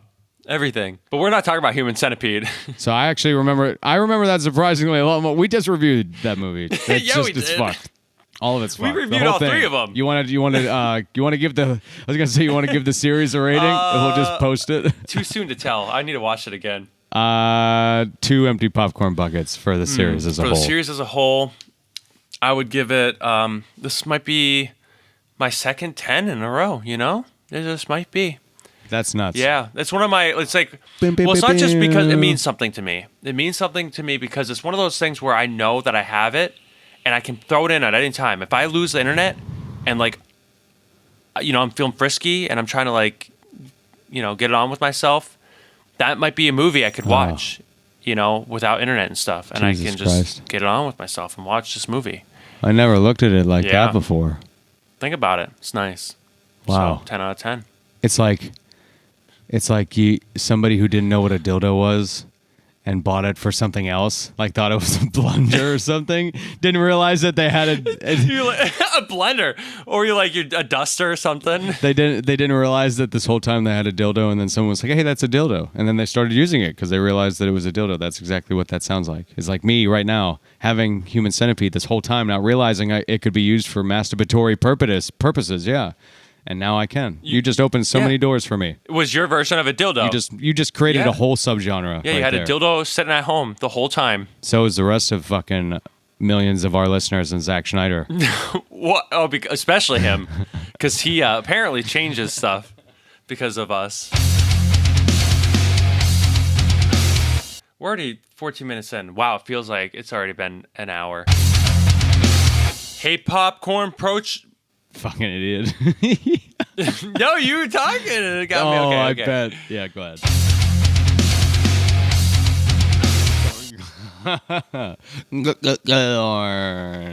I wish I had a fucking huge Adam's apple. I have like a non-existent Adam's apple. Ooh, could I use it like as a punching bag? That'd be cool. Makes me think of that "Boots Are Made for Walking" song. That's what it sounded like. It's like the coolest line ever. Or the coolest bass line ever. These boots are made for walking? So cool. Yeah, but I just imagined you like punching my Adam's apple to that song for some reason. Did you imagine something else? But like, yeah, not the Adam's apple, but like further down. Jesus Christ. I'm already going to be fucking slicing and dicing this shit. My name's Joe.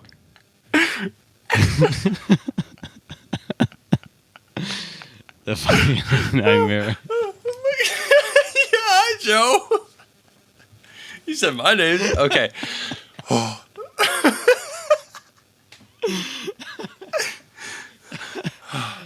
Okay, I'm good. I'm good. See, this line doesn't make it any easier for me. This line doesn't make it any easier for me to say. And I'm Dildo.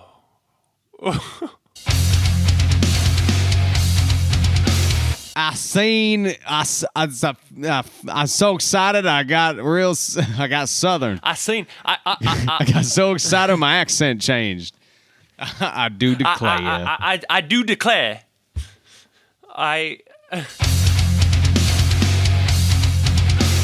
Oh, what is wrong with this, dude? I'm getting pissed. On my fucking Opera browser, every time that I hit google.com and I type in some shit into Google, my browser kicks me off of Google and that tab immediately goes to yahoo.com and searches on yahoo.com. Well, is there any... It's the most is there any, belligerent fucking thing that my computer's ever done to me. Give us I fucking hate Yahoo. Little help at our email at I'd rather go to askjeeves@gmail.com. You can tell Joe how to fix that bug. Thank you. Thank you very much. Thank you. Yeah, because I'm getting pissed. So here, yeah. Thank you. Thank you very much. Hit me with your general thoughts. Oh yeah, hit me with your general thoughts. Oh yeah. Hit me with your general thoughts. Okay. Ooh, baby. Gary.